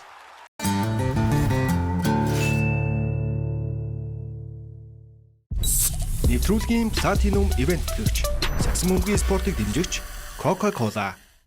iCo гол хөтөлбөр эхэллээ. MCS Coca-Cola-гийн бүтээгдэхүүний бөглөөний доорх кодыг уншуулж хөлбөмбөгийн мини тоглоомд оролцоорой. Нэг бөглөө, нэг боломж. Алдах хүртлээр гол оруулж, оноогоо нэм. 7 хоног бүр ихний 100 хэрэглэгч гарын бэлгийн эзэн болно. Харин сар бүр ихний 10-т багтсан шилдэгүүд супер бэлгийг хожих боломжтой. FIFA 2026-гийн албан ёсны түнш Coca-Cola. Нэвтрүүлгийн Platinum Event тэтгэгч Future of Lifestyle Toki. Нэвтрүүлгийн Platinum Event тэтгэгч сагсан бөмбөгийн спортыг дэмжигч Coca-Cola.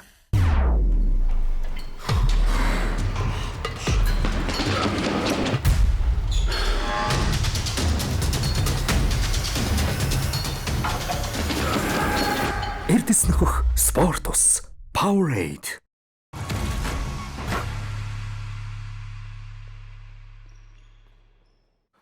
Эмбэ доктор бүх хүмүүстээ баярлалаа. Та бүхэн өдөртөө 36 дугаар хүрж байгаа. Тэгээ нэвтрүүлгийн платинум мэдгч бас Монголын хамгийн зөвлөлийн шар ариг Сингур ультра смут ультра кул байгаа гэдэг та бүхэнд хэлгээд бас таатай байна. За одоо бүгдээрээ дорн бүсрээ явж бодож байна. За мэдээж энэ бол бидний хүссэн хүлээсэн ер нь бол ихтэй бол энэ бол NBA-ийн финалын төлөө үзчих гэж мөнөр ярьсан шүү дээ.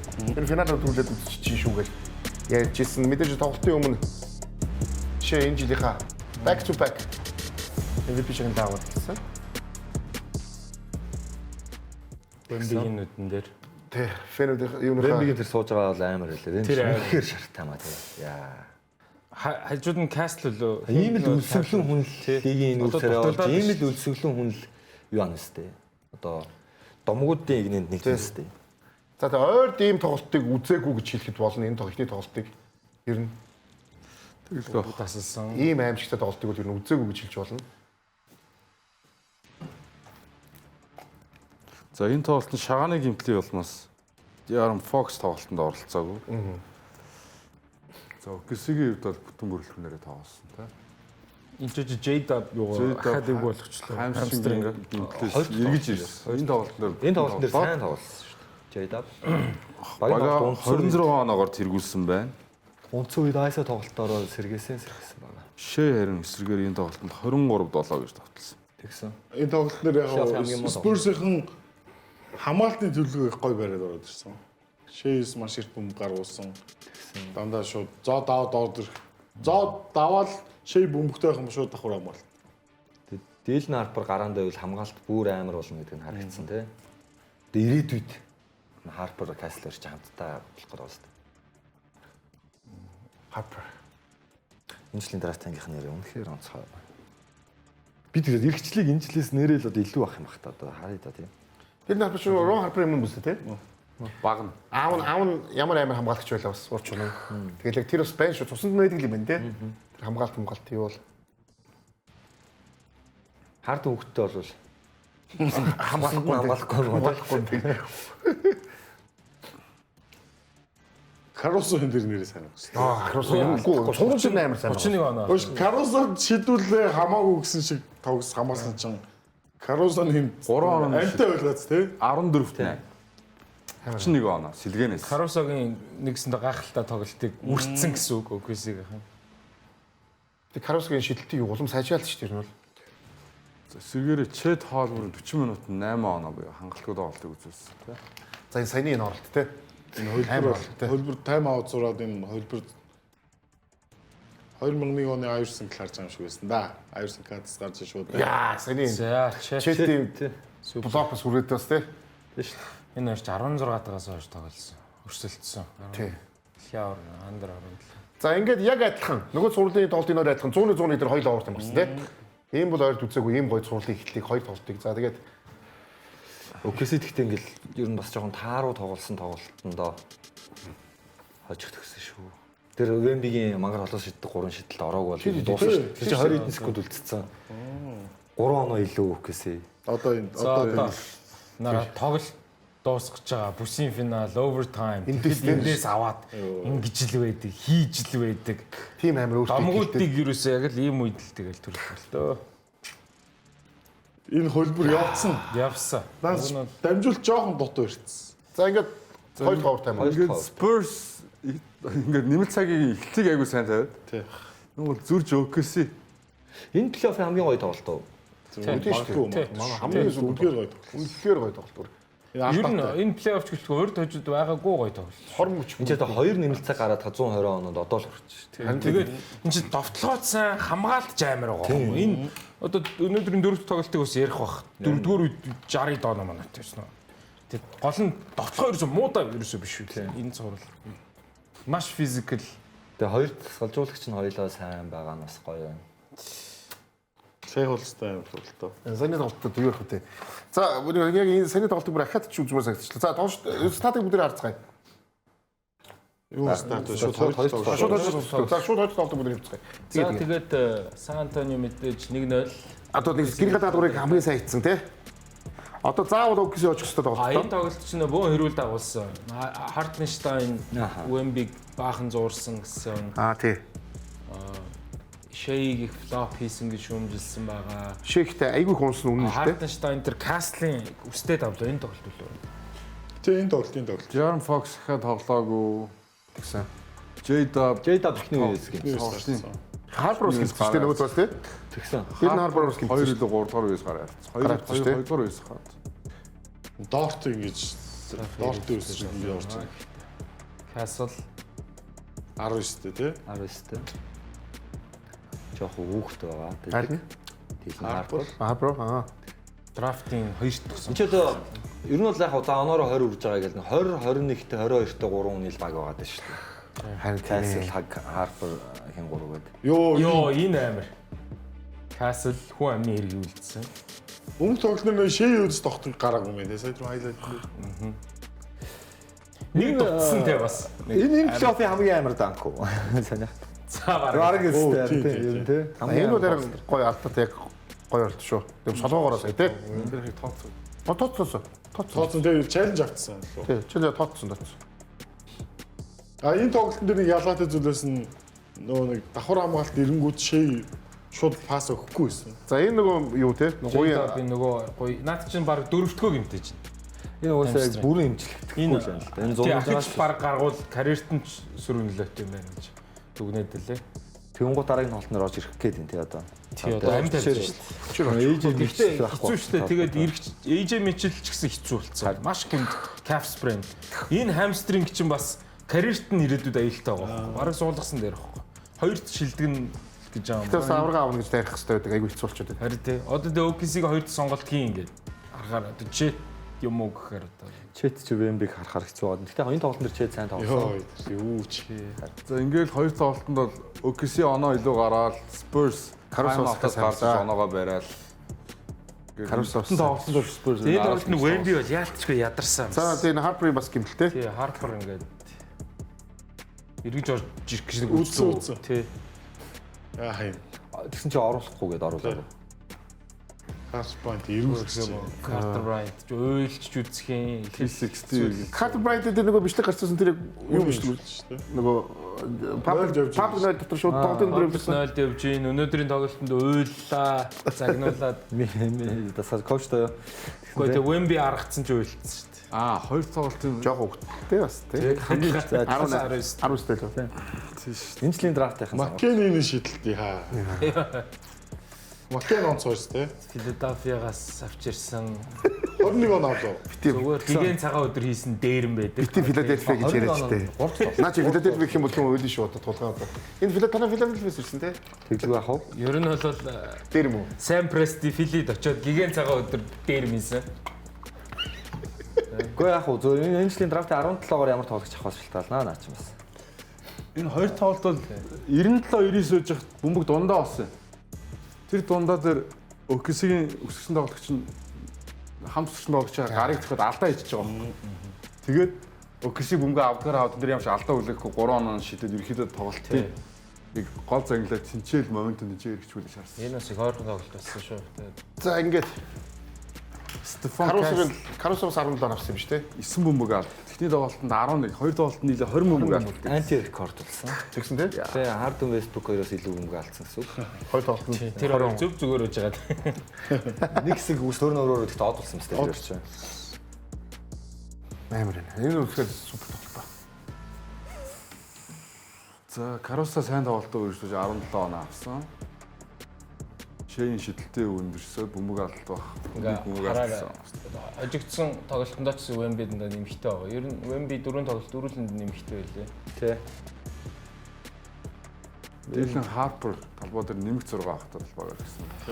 Энэ хараа Stephen Castle 9 бөмбөг алдсан. Нэгсэндээ Fox өгүүлэгдэж ийн л гэсэн үг баг л та. Тэ. Fox холбогч нь байхгүй шүү дээ. За та хэдээс юм асуу юм нөгөө арай туршлагатай байна. эхний цуврал ингээд нөгөө юуны оксиген талбай дээр нэг болцсонны дараа юу бодож юу? Яг нэг зүйл амар хоёр тоглолтод илүү анзаарчихсан түрүүн баясаа хэлсэн нэг бөмбөг half court-ыг даваад ороод ирэхэд дабл тим очоод гээд 2 3 зооны хамгаалт бүсийн хамгаалт авсан. Энийг хитрхийн удаан авснаасаа болоод одоо OKC энэ хамгаалтанд дасч эхэлж гин гэсэн үг байхгүй. Тийм болохоор гараасаа хурдан бөмбөг гаргаад дундын зайн шидэлт юм уу доор тохолт болоодсэн л доо хоолын зайн шидэлт. Тэгэхээр энэ хамгаалтаа 2 тоглолт 3 тоглолтод дахиад өргөжлүүлж хийсэн байдаг. Энэ дээр нэлээд их алдаа гарч уу. Энийгээ хитрхи удаа хийчихв гэж харсан. За тэгээд 4 тоглолтыг одоо үзэн штэ тий. Одоо 3 тоглолт өдөр үзэн. 3-4-ийг үзэн. Яг ер нь бол би бол Виктор Вембаньяма нөгөө Дерек Роуз 22-т одоо руки гэрээнийхэн сүүлийн жилдээ амар тоглоод нэг 4 гараад Макс гэрээ авах эрхийг шин эрх нэгжижсэнтэй адилхан Вемби чинь руки гэрээгээр тоглож байгаа. Тэгэхээр руки Роузын MVP-г ахиулаад авраг болчлоо гэж харж байна. Тийм J-Dub AJ Mitchell-ийн гимтлээ бол маш шалтгаалаад тэгээд авраг болчлоо гэдэг. Тийм San Antonio Spurs баг авраг болоод Виктор Вембаньямагийн карьер бүр ингээд шууд ихний жилдээ плей-оффд орсноос орохдоо л авраг болсон гэдэг юм онцгой тий. Одоо Magic Johnson-с хойш онцгой юм залуу. Данкан тэгээд Данкан тий. Данкан бас тийм. Тэр шиг тийм юм хүн онцгой маягаар тий. Анхны плей-оффд ороод шууд авраг болж байгаа. Шууд финалийн MVP болж байна. Тэгээд ингэж бодогдоод эхэлсэн надад энэ бол. Яг энэ бол гэхдээ J-Dub-ийн гэмтэл. Би бол J-Dub AJ Mitchell хоёр авахгүй бол энэ багш өөр холбогчгүй баг юм байна. Шээсээр. Caruso бол холбогч биш.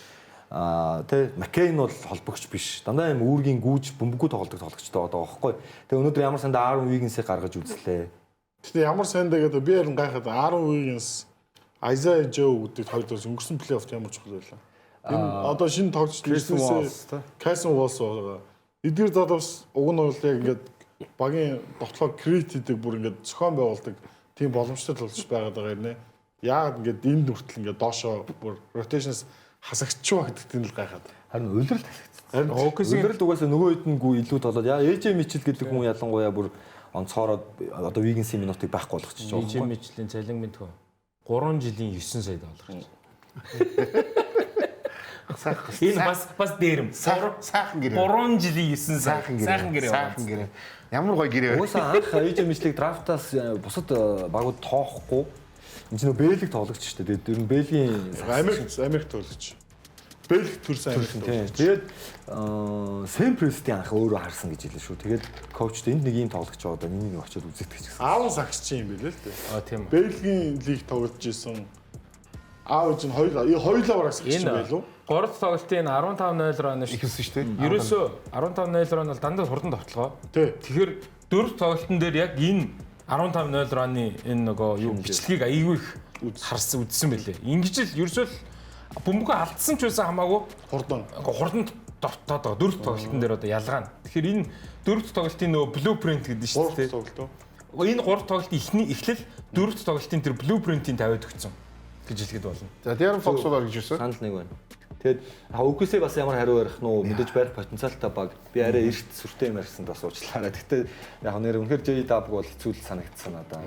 Одоо энэ бол бас онцгой тохиолдол واخгүй тий. Сэлгэн 80 оноо аваад байн хожно гэж бас хэцүү л дээ тий. Эсвэр Spurs-ийн сэлгээ бүр байхгүй. 3 тоглолт. Энэ Williams-ийн очи хоёр дараад. Яг үгүйсээ илүү юм бол угаасаа сэлгээ байгаа тий.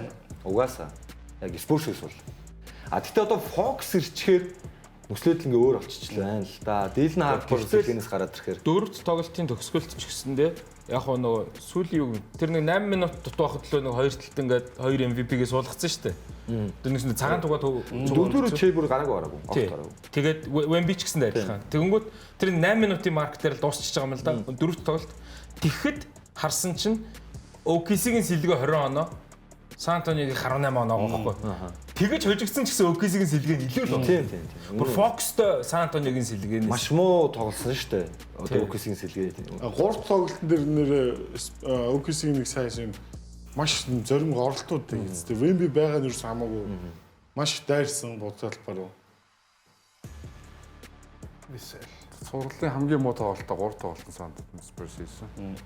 Талбай дээр тий. Тэр нэг тоглолтын өмнө нэг тоглолт бүрээр нэг нохоо таамаглалцсан юм уу нэг антимент таамагладаг жил болгоны юм орно шүү. Тэр нохоо яг зөв л яваад байгаа юм бэлээ. Эхний тоглолт Spurs, дараагийн 2 тоглолт OKC, дараагийн 2 тоглолт Spurs гэсэн. Тэгээд OKC очоод 7 дахь тоглолт Эсрогийн талбай дээр Spurs хожно гэж таамаглалцсан байгаа юм бэлээ тэр нохоо. Миний дэвч одоо нохоонд итгэдэг болчихоо. Зүгээр яг одоо тэр нэг хүч өөрлөлийн аваргаар тэр нэг 8-ыг бүр амар таацсан бохгүй юу? Тэр сошь тэр амтны тим юм чи ер нь нэг жоохон бас ингээд. Тэр аваргаар таарсан төгөл байд юм уу? Явж байгаа л тэгэл замардын да. Тэгээд нэг алан гут нь эзэн авчихсан шүү дээ. 8-ж байгаа юу? Хамаг өрөнд оруулчихж байгаа. Би яачдаг гэсэн шүү дээ. Лоход итгэсэн биш ээ. Зүгээр сая зүгээр сонирхолтой тийм сошиалд явж байгаа юм уу? Дагаад бэтмэд тавьчаагүй үстэй бай. Ноход төө Ноход гэж бодохгүй шүү чи. Ноход. Оноо яваад байна. Чи ноход гэж бодохгүй. Джейлен Уильямсын дүр алдаатай. Уильямсын бол энэ 19 оноо. амар 3-аас хэд ийдсэн бэ? Джейлен Уильямс ч юм сайжраа жил болгоно багаар сайжраад байгаа л та. Тэгээ энэ тоглолтод үнэхээр Сан Антониог барих гад тэгээд бол ерөөсөө 2 оноотой 2 Фейсм алс бол үнэхээр гоё шүү дээ. Чи хоос мэл л та. Шейч гэсэн айгуусаа харж ийн илүү сайн дамжуулж болсон байна. Нодон гоо бол Тэгээ хоос идэх юм бол энэ бид ер нь баг ихэнх нь ер нь алдахгүй хоор. Хаал оройжин гоос. Тэгээ ингээд сууш идэх юм бол ер нь алдахгүй. Орой жаа шинжээ юу лээ тэр чинь? Зогсоо зайг. Зогсоо зайг тий зогсоо зайг. За энэ сая 3 тоглолт бид үзчихлээ тийм ээ. Зогсоо зэг 2 хийсэн гэдэг. За юу бүгдээ юу сэтгэлийн тоглолтыг харцгаая. Өргөмсгийн финал 61 оноо дундслаа. Эсрэг багаас 39.4 оноо илүү авч байгаа. дүд баруун 40 оноо. 3 онооны шилтэлтэй 44%. Оновчтой дамжуулт бөмбөг алдалт ирээшн. 32.11 гэдэг чинь яг гарааны холбогчийн дайтай. Сүүлийн 55 жилийн хугацаанд гэж шүн чинь бүр 3 тоглолтод 70 оноо авсан нь. Яа. Хүсний финал болоод NBA-ийн финалд ямар ч багийн сэлгийг авах оноо юу. Тэгэхээр үнэхээр онцгой тоглолт. Финал ингээд хүлээд үзчих зүг ч юм уу та. Deep roster-тай байх юм бас Финал гоё төрөлд үзээгүй шүү дээ. Яг гэтээ бас Нью-Йорк бас сонирхолтой болж магадгүй шүү. 24, Williams 18, Caruso 15, Caruso яа ингэ. 11. OKC-ийн сэлгээс Spurs эсрэг. Caruso суперго хамгаалтан дээр ч амар дээрээс нь довтгонд байхад ингэчгээр одоо яана тий. Тийм. Энэ жил ер нь яг нөгөө хамгаалтан дээр байгаад онооны авдгуу тоглогч нар айгүй оноо аваад байна нөгөө энэ жил. Нөгөө талд нөгөө хин Яг одоо тэр бол дасгалжуулагчдын нөгөө тактик л аваад байна л да тий. Довтлоо арай муутайг нь орхиж жоохон зай өгж хамгаалаад Энэ шилдэг дээр нь илүү Уусаа хамгаалаад тэгээд тэр тэрхэн л ойлгомжтой л асуудал. тэгэл тэрэн дээр нь л гүйцэтгэл сайтай аваад байна. хиний одоо шилдэг үйлрэл болсон юм байна энэ жил нөгөө Санси нөгөө хин Дилэн Брукс уу? Брукси тий ганцхан хамгаалтын бид нар ярьдаг байсан чи юу вэ энэ жил чи баг 30 он тойрсон. би бол ингэж бодод энэ цувралууд уртуулах тусам OKC-д л ашигтай. Тэр хиний нөгөө хоёрын гимтэл мэмтлээс үл хамааран. Эдгээр чинь 10-11 үлээ байгаа байхгүй. Хилээд нь шүү дээ. Үлрэлийн туршлаас энэ багийн 2 угаасан ч хоёулаа плей-офф дорох. Тим дип баг байгаа. Хүзнэлтэй бас тий. Тэгэхээр Сан Антонио одоо 3 тоглолтод зөвхөн сэлгээний л ялгаа гарч байгаа шүү дээ. Яг гараагийн эсрэг гараа үзвэл ур чадвар тэнцвүүлж шүү дээ. Ер нь Вембитэй гараа илүү л аваад байна л да. Яг энэ дээр Спурсийн гараа илүү аваад байна л да. Тэгээд энд харин тийм учраас руу харин Wiggins тэр Isaiah Joe өдрийг одоо ашиглах цаг болсон юм шиг л мэдээлэл Ашигласан тийм. Ашигласан гэж 5 минут л тоглоо байсан. Тий одоо Тэр дараагийн тоглолтын зөв мэдрэмж юуг нь өгж ийн л доо. Дараагийн тоглолтоор олон минут тоглох. Сая өнгөрсөн чинь Евролийн финал 10 тоглолт болж байгаа хгүй юу? Олимпиакс төрүүлж. Final Four шүгийн дөрвийн өмнө Олимпиаксын солиулж ингэж хэлсэн. Над одоо маш хэцүү байна. Над яг цоо 2 бол 17 тоглож байна. Тэгээд deep roster-оор 2 тоглолт дээр аваад гарч ирлээ. Одоо энэ чинь хоёр тоглолт авахгүй тий. Одоо үнэхээр ярхаа үздэг улсуудад бол бас их гоё. Ингээд шатрын үдл явж байгаа байхгүй. Яг 2 цалж болох rotation. Тэг Wemby Shea-гийн минут зөрж байгаа нөгөө. Шаа өөр байрал дээр болохоор хуучин бол одоо LeBron-ыг гарвал Kawhi дагаа гар гэж суул дагаа суу гэж дэгдэг байсан шүү дээ. Одоо маш сонирхолтой ингээд хамгаалтын тактик хүртэл ингээд замдаа өөрчлөгдөж байна. Ялангуяа тэр нөгөө сая Сан Антонийг уржуугмын хамгаалт гэсэн. Яг нарийн харуул ингээд шууд уржуугмын хамгаалт дээр бол хажуугаараа гаргачихж байгаа байхгүй. Ардаа Wemby-тэй болохоор бас тийм бас хамгаалтын төлөвлөгөө бүр ингээд хоолойг нь багалзуурдж байгаа юм шиг хамгаалж шүү дээ. Туулж оруулна гэдэг шиг. Туулж оруулна. Тэгээ тэр мэр чи ингээд Сан Антонигийн эсрэг хичнээн ч нөгөө юу явда те. Shot clock violation явда те. Тэгээд одоо лидер нь тийм давуу тал авчирч байгаа. Тийм давуу талтай байгаа байхгүй амар байгаа байхгүй. Тэгвэл яг хуу тэр нүүдлүүд л амар. Тэр хоёр байхгүй боллоо гэхээр маш хэцүү л дээ. Одоо J-Dub ч яг плей-офф шинэ ихний тоглолтын дээр Shea дээр сайн хамгаалцсан үед яаж багийг явуулах потенциал харуулж байгаа. Тэгээд дээр нь өөрөө Исрогийн шилдэг тоглогчийг хамгаалдаг хүн нөхгүй юу? J-Dub ч. Тэгэнгუთ AJ Mitchell чи энэ үлрэлийн тур шинэ багийн гарааны ч холбогчийн хийлээ, сэлгэнээс ч холбогчийн хийлээ. Өөрөө ч 20 оноо авах үедээ авч ин гэдэг юм уу. Ийм нөлөөтэй хоёр тоглогч гарчхаар яа харахгүй сүрэг хэдий дип ч гэсэн. Одоо тэгээд нэрэл 10-ээс орж ирээд тоглолтын хэмнэлийг ойлгох гэсээр өтөл дахиад нэг тоглолт алдаал 3-2 болчихвол яах юм. Тэгмүүд нөгөө талд нь спорт ч гэсэн яг гэсэн дээр бас дип байгаа байхгүй.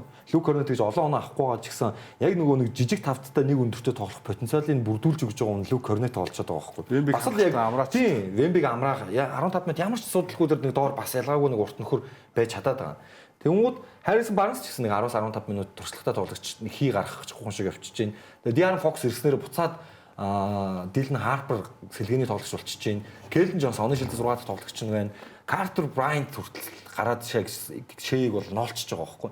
Инхээр чин 10 тоглогч хөнгөө ашиглаж байгаа баг байхгүй. Тогтмол Бүгдээрээ юу гараа тэгэхээр энийг чин бас deep roster гэхгүй яах юм. Яг оноо олтон баг ч гэсэн эдгээр тоглогч чин талбай дээр ашигтай байгаа байхгүй. бүгдээрээ шинэ гарч иж шинэ мангасан юм гараа ирэхөө. Мангас гэдэг байгаа шүү дээ. Бодтой талбай дээр шүү дээ тийм ээ. Энэ харин нөгөө хожигддаг хоёр тоглолтод хэрхэн тааруу тоглосон бэ гэдэг юм шүү дээ тийм. Тоглолтын тур шүү. Энд ихний бүр тоглолтын тур шүү. Гэхдээ бодтой талбай Хоёр дахь тоглолтод будтай талбайгаас 8 довтлсон юм шүү. 5 довтлсон. 3 дахь тоглолт нэг ч довтлоо юм. Эхний хагас 2 оны шиг. Хожигдсон тоглолт үү? Эхний хагас бүр шидээгүй шүү. Биш нэг болон тоглолт ихний хагас гэсэн юм тийм. Үгүй 2 болон 3 нэг. Яг алдаа авсан байхгүй. Шидэлтэд оруулаагүй л. Тийм. Алдаа авсан. Яг одоо нөгөө ихний тоглолтоос өөр байсан юм. Энэ яг нэг өмнөх зурвал дээр бас нэг харагдсан шүү дээ. Вембигийн шид 3 шидэлтний ихсгэр хожигдоодсон төгөлсөн. Тийм шүү дээ. Тэгсэн. Уус энэ өндрүүд дайрсан л ашигтай болчихдог. За одоо бүгдээ тэгвэл шууд цурлынхаа өнөөдөр өглөө болсон 4 тоглолт үзсэн тэгэхөө. 3 тоглолтын дараа Тэнгууд энэ тоглолтын дээр нөгөө ихний тоглолтын юм бэ дахиад гараад ирж байгаа юм. Дайрсан. Тэгсэн. 3 тоглолтын дараа pop шууд хувцал Үнэн хүрээд орж ирсэн. юм шиг үзэл. Анх удаа гэж хэлээ. Попо Бүтэн удирдлагын турш ороогүй байж байгаа. Яг тоглолтын дараа хувцал хүрээ орсон. жоо юм хийсэн баг те. Өвөө. Тэгээд Fox хэлж байгаагаар Жоон юм хэлээгүй шүү лээ. бүр нэлээ хатуу өгнүүд хэлсэн. Тийм үү. Хараал мараал бол хэлсэн юм шүү лээ. Угт их хоо. Өвгөө миний баг ингэж доромжлохгүй шүү лээ. Тийм үү. Тий, өвгдээд зим газар шороо үлдээж хахад та нар ухаад дуусгалаа л гэсэн юм шүү. Дотор хүнээс сэрээ гэсэн бэл. Энэ нь бол. Наа чи зүгээр өгөөрэй. Наа чи бид нар бас наа чи Dynasty баг шүү. Та нар хаана ирсэн гэж бодоод байгаа гэдэг багтай хүн те. Өө тийм хэлнэ. Өө ямар тэр энгийн харан тэр бол те. CBA явуулчих шүү гэсэн хөө зэмээ. Тий. Тони Паркерыг дуудаад эхнэрүүдтэй ч уулзуулж шүү гэсэн юм. Эсвэл та нар бол би Ginobili Parker Duncan-д тоглуулад баг илүү анаа авчих юм гээд баг тэр хүлээн ирсэн баг те. Айтаахан байцгаараа та нар 23-8. Гэр ингэж эхлүүлээд байгаа байхгүй. Тэр хожигддаг хоёр дахь тоглолт гэсэн 15 тэгч гэдэг юм уу. Тэгэхээр яалтчгүй яг энэ хэмжээнд энэ гараа нь илүү байгаа байхгүй. Гараа амар байгаа. Гараа нь Spurs-ын гараанаас илүү байгаа л сэлгээ нь орж ирээд оног тэнцүүлээд байгаа. Сая хин байсан. Хин байсан. Аа. Азээ жooгийн. Жоо. Яг нь Маккенирэ жooгийн минут багассан л да.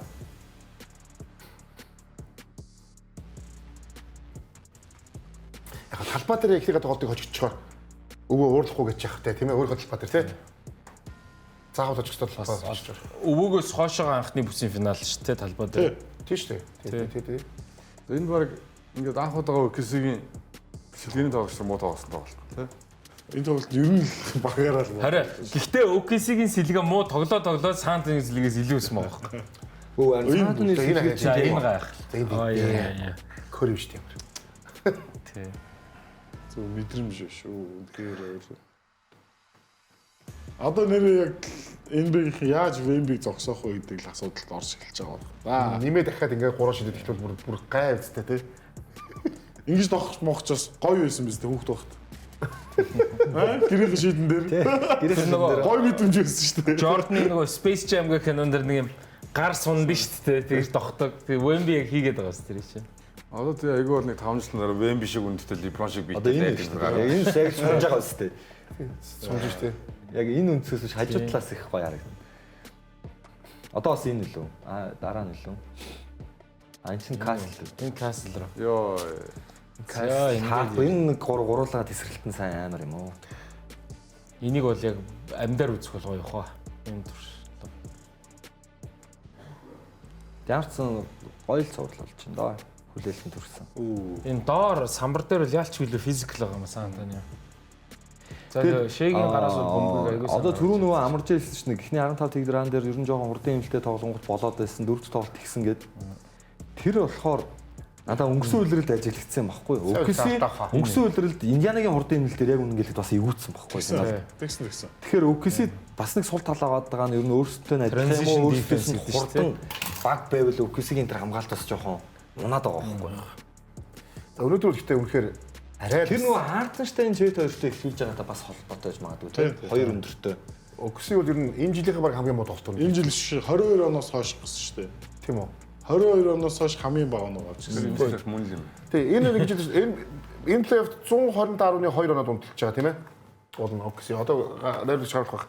Өнөөдөр 82 он авсан. Энэ үйлрэлд хамгийн багадаа нэг тоглолт 93 оноо л авсан гэсэн. Үйлрэлд ч тийм. Үйлрэлттэй. Тэгэхээр 82 өнөөдөр 82 оноо авснаар 40 онооны дунд чинь 121 болж байна. Энэ чинь бүр юу шүү? Энэ Сан Антонигийн хамгаалтын мөхтөр шүү дээ. Энэ 82 оноо чинь хараа сүүлийн 8 минут хагас чинь garbage time. Тийм шүү дээ. Тэгэж бүр 60 доноотой шүү. Бүр гараагүй шүү дээ. Гараагүй богтой. Цагаан дугуй өргөцсөн байсан. Тийм. Хартенштайн маянч гараагүй. Карусо гаргаагүй. Чет нэг эхлүүлж ягаад цуцсан. Одоо талбар гоч гэж бодсон баг л та. Тэг ерөөс тэгээд OKC-гээс нэг гоё юм харагдсан. Шээ бол 4-дүгээрээ инээгээл суугаадсан. Инээгээ суухаараа шээ угаасаа хийдэж шүү дээ. Шээ ер нь бараад сууддаг баха. Гэтэ тэгээд суухаараа эвгүй. Инээд суугаар тэр степ бас те 22 онд ингээ инээж байгаа л тэр эвгүй шүү. Тэр хүүхэд царайтай адурч игээд хөөс ярьдаг. Яг л тэгдэг инээж байгаа. Шээ та угаасаа баясаах нөгөө яриа өстэй те. Никелсэн Рокко подкастаар ороод сэтгэл зүйн ямар тоглолтын ард дуулгоон хожлын баяраач хүртэл тэмдэглэдэггүй очиж бичлэгээ үздэг гэдэг юм өөрсдөх. Тэгэхээр шээ бол энийгээ сууж ийн гэдэг бол тавх тоглолтын дээр нэг мэдээлэл хийхийг бол үүсдэг те. Дөрөв тоглолттой бүгд харьцуулалтаа бас давхар дэлгээ ярилцгаа. Ер нь бол 7 гарах магадлал маш өндөр болж байна те. Тэгээ ер нь 7 болох гэдэг юм. Одоо ингээл best of 3 шүү дээ. 7 болчихсон. Одоо ингээл 3 тоглолтын зурал гэсэн үг шүү дээ. 6 ахын тодорхой юм чи те. Тэ. 7 болох гэж үзээд юм л да. Одоо юм бохгүй. Сан Антонио бол сайн шидээгүй шүү дээ өөрсдөө. Тийм. Эхний 3 тоглолт нь Сан Антонио Спurs илүү бөмбөг алт хийсэн баг нөхгүй юу? 4 тоглолтод анх удаага OKC бөмбөг алтаараа илүү гарч байгаа. 20. Тийм, яг үнэ. Энэ бол хамгийн том зөрүүтэй статистик энэ дээр гарч ирж байгаа. Тэгээ чөлөө шидэлт бас нэлээд илүү байна тийм. Эхний 3 тоглолтод энэ хоёр баг нийлээд 230-аас дээш оноо авсан тоглолт үзсэн. Энэ тоглолт 180 оноо дээр л дуусч байгаа байхгүй юу? Гүлтэн 50 онооны зөрүү гарсан. Энэ юг харуулж ирэхлээр Сан Антонио Спurs яагаад одоо Western Conference финал гарч ирсэн байгаа вэ гэхээр үнэхээр хамгаалт сайтай баг. Оноонд уралдахгүй яг илүү сайн хамгаалалттай байсан анхныхаа тоглолтыг энэ суурд харууллаа гэсэн үг тийм. Тэгээд ерөнхийдөө бол цувралын эхний 3 тоглолтод OKC илэрсэн. Үнэхээр Вембаньямагийн баатарлаг гайхамшигтай тоглолт. Эхний тоглолтыг авсан учраас цуврал 2-2 болчихлоо. Одоо гимтэлтэй тоглож байгаа ингээ харахаараа ялчгүй Spurs жоохон давуу талтай 5 тоглолт руу орж ирнэ гэж хараад. Би нөгөө ягсаа дайснаас нөгөө түрүүнийг мах нөгөө яг нөгөө дорн төсөлт чинь нөгөө бус тоглолтыг толуулахгүй байна гэдэг хэлсэн шүү дээ. Тэгээ зүрийг асуусан. Одоо энэ Сан Антонио Спurs талбайд тоглохгүй нөгөө багийн нөгөө одоо Ньюкч юм ирээд бүх бүлээтийг бас авах боломжтой гэж ярьж байсан шүү дээ. Зөвхөн хотоороо биш Техас мууж тэр чигээр багаж байгаа дэмжин гэж байх уу? Байлгүй хоо. Одоо чи Даллас хотоос, Хьюстон хотоос ч юм тийм байх уу? Байхгүй өөртөө баг. Зөв өөрийнхөө баг хотод гэх үү? Тийм байх уу? Мужаа гэсэн юм байх уу? Энэ Техас чинь бүр ямар том хоорондоо баг өсөлтөд 3 шүү дээ. 4. Тэрээс бол Техас ч айгүй мөнгөтэй юм шүү дээ. Цагаанууд байдаг. Spurs 3. Энэ 3. Даллас Хьюстон Сан Антонио л. Гэтэл Лос Анжелес хотод амьдардаг юу ч хоорондоо байхгүй шүү дээ. Лос Анжелес хотод амьдардаг жишээ нь Golden State Warriors-ийн фанууд байж л байгаа байхгүй. За яг тийм л Калифорниа мууч. Тэр чинь яг West яг энэ Сан Антонио OKC бол яг юу болохоор аль аль нь жижиг зах зээл болохоор яг 100% тэгэл яг энэ өөрсдөө биш байх л та яг л өөрсдөө. Дээрэс нь энэ хоёр багч нь хойд Америкийн мэргэжлийн спорт байхгүй хоёр хот байхгүй. Онцлог нь. Тэгэхээр нөгөө тухайн сагсан бөмбөгтөө бүр амь тавьж байгаа. All in гэдэг тийм. Тэгэхээр өөр спорт мэргэжлийн спорт шүү дээ. Шал өөр фан биш тийм. Аль аль нь байхгүй байхгүй. Тэгэхээр яг зөвхөн тэрийг үздэг болохоор зөвхөн тэрийг үздэг. Бусдад билетээ зарж байгаа тийм. Тийм юм биш үү. Тэр ясгаал. За хэдэн өндөр бүгд иргээ уулзцаа. Энэ бид огт хамтгаар залуусаа.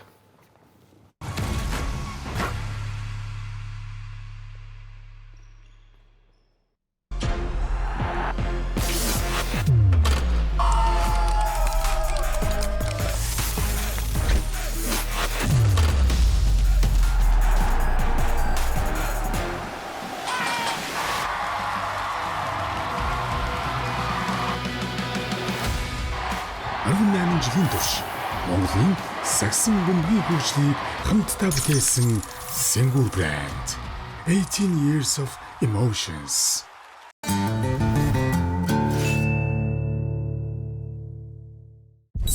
Нэвтрүүлгийн Platinum Event төлөвч Сагсан бөмбөгийн спортыг дэмжигч Coca-Cola. Айко гол хөтөлбөр эхэллээ. MCS Coca-Cola-гийн бүтээгдэхүүний бөглөөний доорх кодыг уншуулж хөлбөмбөгийн мини тоглоомд оролцоорой. Нэг бөглөө, нэг боломж. Алдах хүртлээр гол оруулж, оноогоо нэм. 7 хоног бүр ихний 100 хэрэглэгч гарын бэлгийн эзэн болно. Харин сар бүр ихний 10-т багтсан шилдэгүүд супер бэлгийг хожих боломжтой. FIFA 2026-гийн албан ёсны түнш Coca-Cola. Энэ урьдчилгаатай юу? Урьдчилгаагүй. Энэ урьдчилгаатай юу? Урьдчилгаагүй. Хүй, энэ урьдчилгаатай юу? Тэр бас урьдчилгаагүй.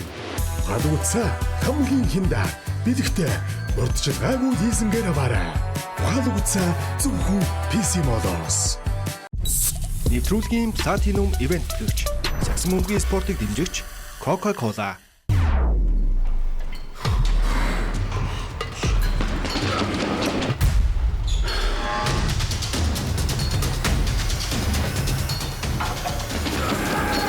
Эрдэс нөхөх спорт ус Powerade.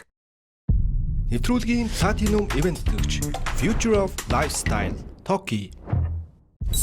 Нэвтрүүлгийн Platinum Event төлөвч Сагсан бөмбөгийн спортыг дэмжигч Coca-Cola. Айко гол хөтөлбөр эхэллээ. MCS Coca-Cola-гийн бүтээгдэхүүний бөглөөний доорх кодыг уншуулж хөлбөмбөгийн мини тоглоомд оролцоорой. Нэг бөглөө, нэг боломж. Алдах хүртлээр гол оруулж, оноогоо нэм. 7 хоног бүр ихний 100 хэрэглэгч гарын бэлгийн эзэн болно. Харин сар бүр ихний 10-т багтсан шилдэгүүд супер бэлгийг хожих боломжтой. FIFA 2026-гийн албан ёсны түнш Coca-Cola.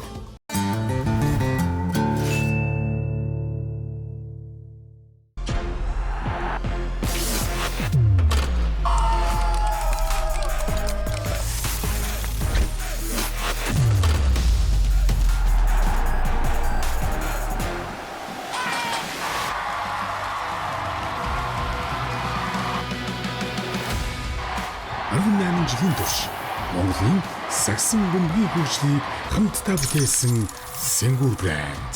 18 years of emotions. 1,200,000 төгрөг байхад iPhone 17 авчиж гэсэн үг. Тийм ээ хана бүр 17 Pro Max. Биднийх чинь тэгээд Албан ёсны хэрэгтэй. Дээрээс нь бусад гадраас хамгийн хямд. Эзэнгийн хэлбэр нөхцөлтэй авчил та. авъя. Урьдчилгаа 20% төлөөд хамгийн хялбар лизингээр iPhone 17 тавуулаарай. PC Mall 7575 35 35. Нэвтрүүлгийн Platinum Event төлөвч Сагсан бөмбөгийн спортыг дэмжигч Coca-Cola.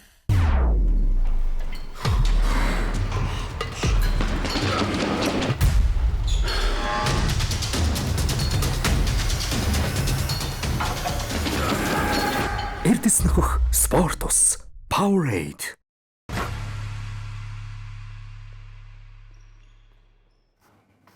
За бидэнтэй хамт байгаа та бүхэнд баярлалаа. Энэ бидог та бүхэнд 36 дахь төлөвлөлийнхаа дугаарыг хүргэж байна. Тэгээд нэвтрүүлгийн Platinum Event-ч үндэсний дээдлэгийн албан ёсны хамт Токиогоо тоглолтын барьцаас зөвхөн Токиос та бүхэн хараарай. Нэвтрүүлгийн Platinum Event-ч Сагсан бөмбөгийг дэмжигч хамтдаа илүү хамтдаа Coca-Cola гэдгээс хэлэхэд хатаа байна. Тэгээд нэвтрүүлгийн Platinum Event-ч PC Mall, Apple, Samsung, Huawei, Honor, Xiaomi брэндүүдийг албан ёсны ихтэй урсгалууд эзэнгээр зөвхөн PC Mall-оос та бүхэн аваарай. Электрон барааны хэлтгүүрээс за мөн нэвтрүүлгийн Platinum Event-ч Монголын хамгийн зөөлөн шаараар ультра Сэнгүр байгаа, ультра смут, ультра кул байгаа гэдгийг хэлмээр байна. За, юунууд мэдээлүүд бас хажуугаар нь бүсийн финалд хажуугаар NBA-ийн иргэн дөрөнд бол бус нөгөө багаас чинь 28 багууд ч юм бас ажиллаа хийж байгаа.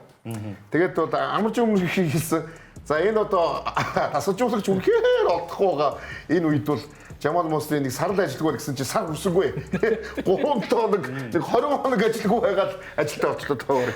Ерөнхийдөө бол бүр юу л гэсэн үг л дээ. Нэг 10 хоног л ажилгүй. Үндсэндээ 10 хоног. Тэр чинь уулзаад төлөв цаг маань төлөв ярьж байгаа шүү дээ. Бараг маргааш 7 хоног завтай юу гэдэг. Юу ч гэсэн би нэг 7 хоног тархиа амраагаад. Тэгээд 7 хоног амраач гэсэн баг тийм. За тэгээд яалтчгүй Монголыг бол бид нар бол гэхдээ бол бас магтах хэрэг. Бид нар магтсан шүү дээ. Тэгээд Франц өндөр байсан хамгийн түрүүнд ярианд яваад гэсэн үлээ те. Одоо Пауло Банкеро шиг Зайн Уильямсныг ашиглаж чадах уу? Тэгээд одоо төвшин ахиулах тасгалжуулагч нь мөн үү? Тэгээд Нью Орлинс ч бас юу шүү харьцангуй ирээдүйтэй Дерек Квин, Jeremiah Fears гоё залуучууд бас байгаа. Одоо Derek Queen бол бас л нөгөө ховор том биетэй залуучууд ховор гээл те сая бол 2 рукигээрээс хавтаа Инграмаас халдсан байгаа. Өөрөө Трей Морфин байгаа. Trey Murphy байгаа шүү дээ. Herbert Jones гэдэг үнд хүргийг ивэл тэр хоёрын бол бүх баг сонирхдаг. Trey Murphy гэж Murphy бол үнхээр ашиглаж бас үнхээр гоё. Тэгээ гол нь өөрөө Орландо тогтоо нөө залуучуудаа ингэж бас хөгжүүл сайн босгож ирсэн. Тэгэхээр бол Jamal Murray 5 жил ингэрээ хийчлээ те New Orleans-тэй. Нэг мөсөн харинтай бүр ингээд маш том ихтгэл үлээж ер нь тавжлын ингээд багаас нь хөгжүүлэхэд л ихтгэл үлээлж гэсэн үг. Одоо энэ West-ийн финалийн бага 2 цалжуулагч хоёулаа бага мяа огт нь л одоо байсан. Тэгээд халаагүй шүү дээ замд нь тий. Хөгжүүлэх боломжийг нь олгосон. Тэгээд тийм л зүйл хийж гэнэ гэж харж. Дараагийн ер нь ажилтаа бол тасруулах шиг гэж бодож байна нараа. Аль баг гэдгээс л бас Doc Rivers ч баг ажилтаа болох юм шүү дээ. Бас уу. Тэр юуны нөө ярьсан нөгөө Стефан Ганди хамгийн Jeff Van Gundy. Jeff Van Gundy хамгийн өндөр юутай болчихсон. Бодвол Mike Malone ч гэж магадгүй. Jeff Van Gundy-г яг та Blazers туу. Texas Blazers гэсэн шүү дээ. олон жил ахлахын ажлыг хийгээгүй байж бод ингэж ирж байгаа болохоор надад бол жоохон сонир санагдаж байгаа юм хэлэхэд. Яг одоо нас нь хэд болж байгаа илээ. Тэгээд Тусал шийдвэр хийгээд байгаа шүү дээ. тэгээ ахлах цэцлэг хоёр чи амар ялгаатай л ахлах гэж бодоод байна л да. Би тэгж бодсон. Jeff Ганди бол мөнгө нэг чухал биш баг. Тэгээ Blazers чинь нөгөө мөнгөө яахгүй гэсэн шүү дээ. Тэгээ сүүлийн дээр уудалт нөгөө хуучин тасчуулагч байлээ. Тэгээд Jeff Ганди байлээ. Дахиад нэг тасчуулагч гэсэн. Тэгэхээр би бодохдоо Jeff Ганди бол мөнгийг бодохгүй баг. Тэрний хүнд бол нөгөө амбицсан буцаж нөгөө head coach болох тэр юм л байгаа болов. Тийм болохоор мөнгө хамаагүй гэж очиж байгаа гэж бодож байгаа. Тэр хүн бол өмнө нь хангалттай эзэн шүү дээ. Одоо тэгээд одоо энэ залуучуудын сэтгхүү маш өөр болсон байгаа. Тэгээд ийм хуучин дээр Нью-Йорк Никсийг алгаж үзсэн ахлах байсан. Houston New York Knicks гэдэг шүү дээ. Тим суулжуулагчдын үед яг тэр зан характерыг тэрэн хоорондоо хэр тааш тохирч ажилт юм байгаа. Тэрийг бол ясаа мэд. Гэхдээ бас legend маш олон тоглогч нартай ажиллаад үзсэн бас даваа талж болно. Балуулж магадгүй шүү дээ. Яа Ванганы яг зөв юу удаан ажиллаж байгаа нөөс 2 жилийн өмнө Clippers очсон шүү дээ. Одоо Clippers-тэй байгаа ажиллаж байгаа тэгээд хамгаалтын сайжруулсан тавь. Тэгээ зүгээр л миний хувьд бол зүгээр л ийм шудраг бос муухай л зүйл сайн гэж. Яг бас би тэр л ажлыг авах. Гэхдээ цалингаа тохирч чадвал. Баах нөгөө Wemby-гийн шагаар руу гүйж орох дасгалжуулагч хэрэгтэй гэдэг юм л та. Юу цаавтаа дагараа хөлийн ингээд. Тэг хөлийн ингээд барих дасгалжуулагч хэрэгтэй. Яг нэг одоогийн хүмүүс бол тэрийг бол мэдэхгүй байна. Зах зээл дээр байгаа хамгийн аргал. Зах зээл дээр байгаа хамгийн эрэлттэй ойрцоолжуулагч нь хоёулаа шууд тэр дөрөөл ажилд орчлоо л да. Тэгээ Taylor Jenkins ч одоо Bucks-д очсон байгаа. Тэгэхээр одоо зах зээл дээр яг үндэ тийм сайн салжуулагч байх юм л да. Амлж ихтэйс ямар муухайд мэрч байна. Тийм л өөр бол Jeff Van-гаар яах юм бэ? Гэхдээ тэр одоо зөв бодцоо яг юу бодож ярихад нэрэн гэсэл бидний үеийн тэр хүүхд үздэг гэсэн цагс нь ер нь хүний хөл хөрдөг л юу бол юу те. Гороо шийдэж ингэж очихсан.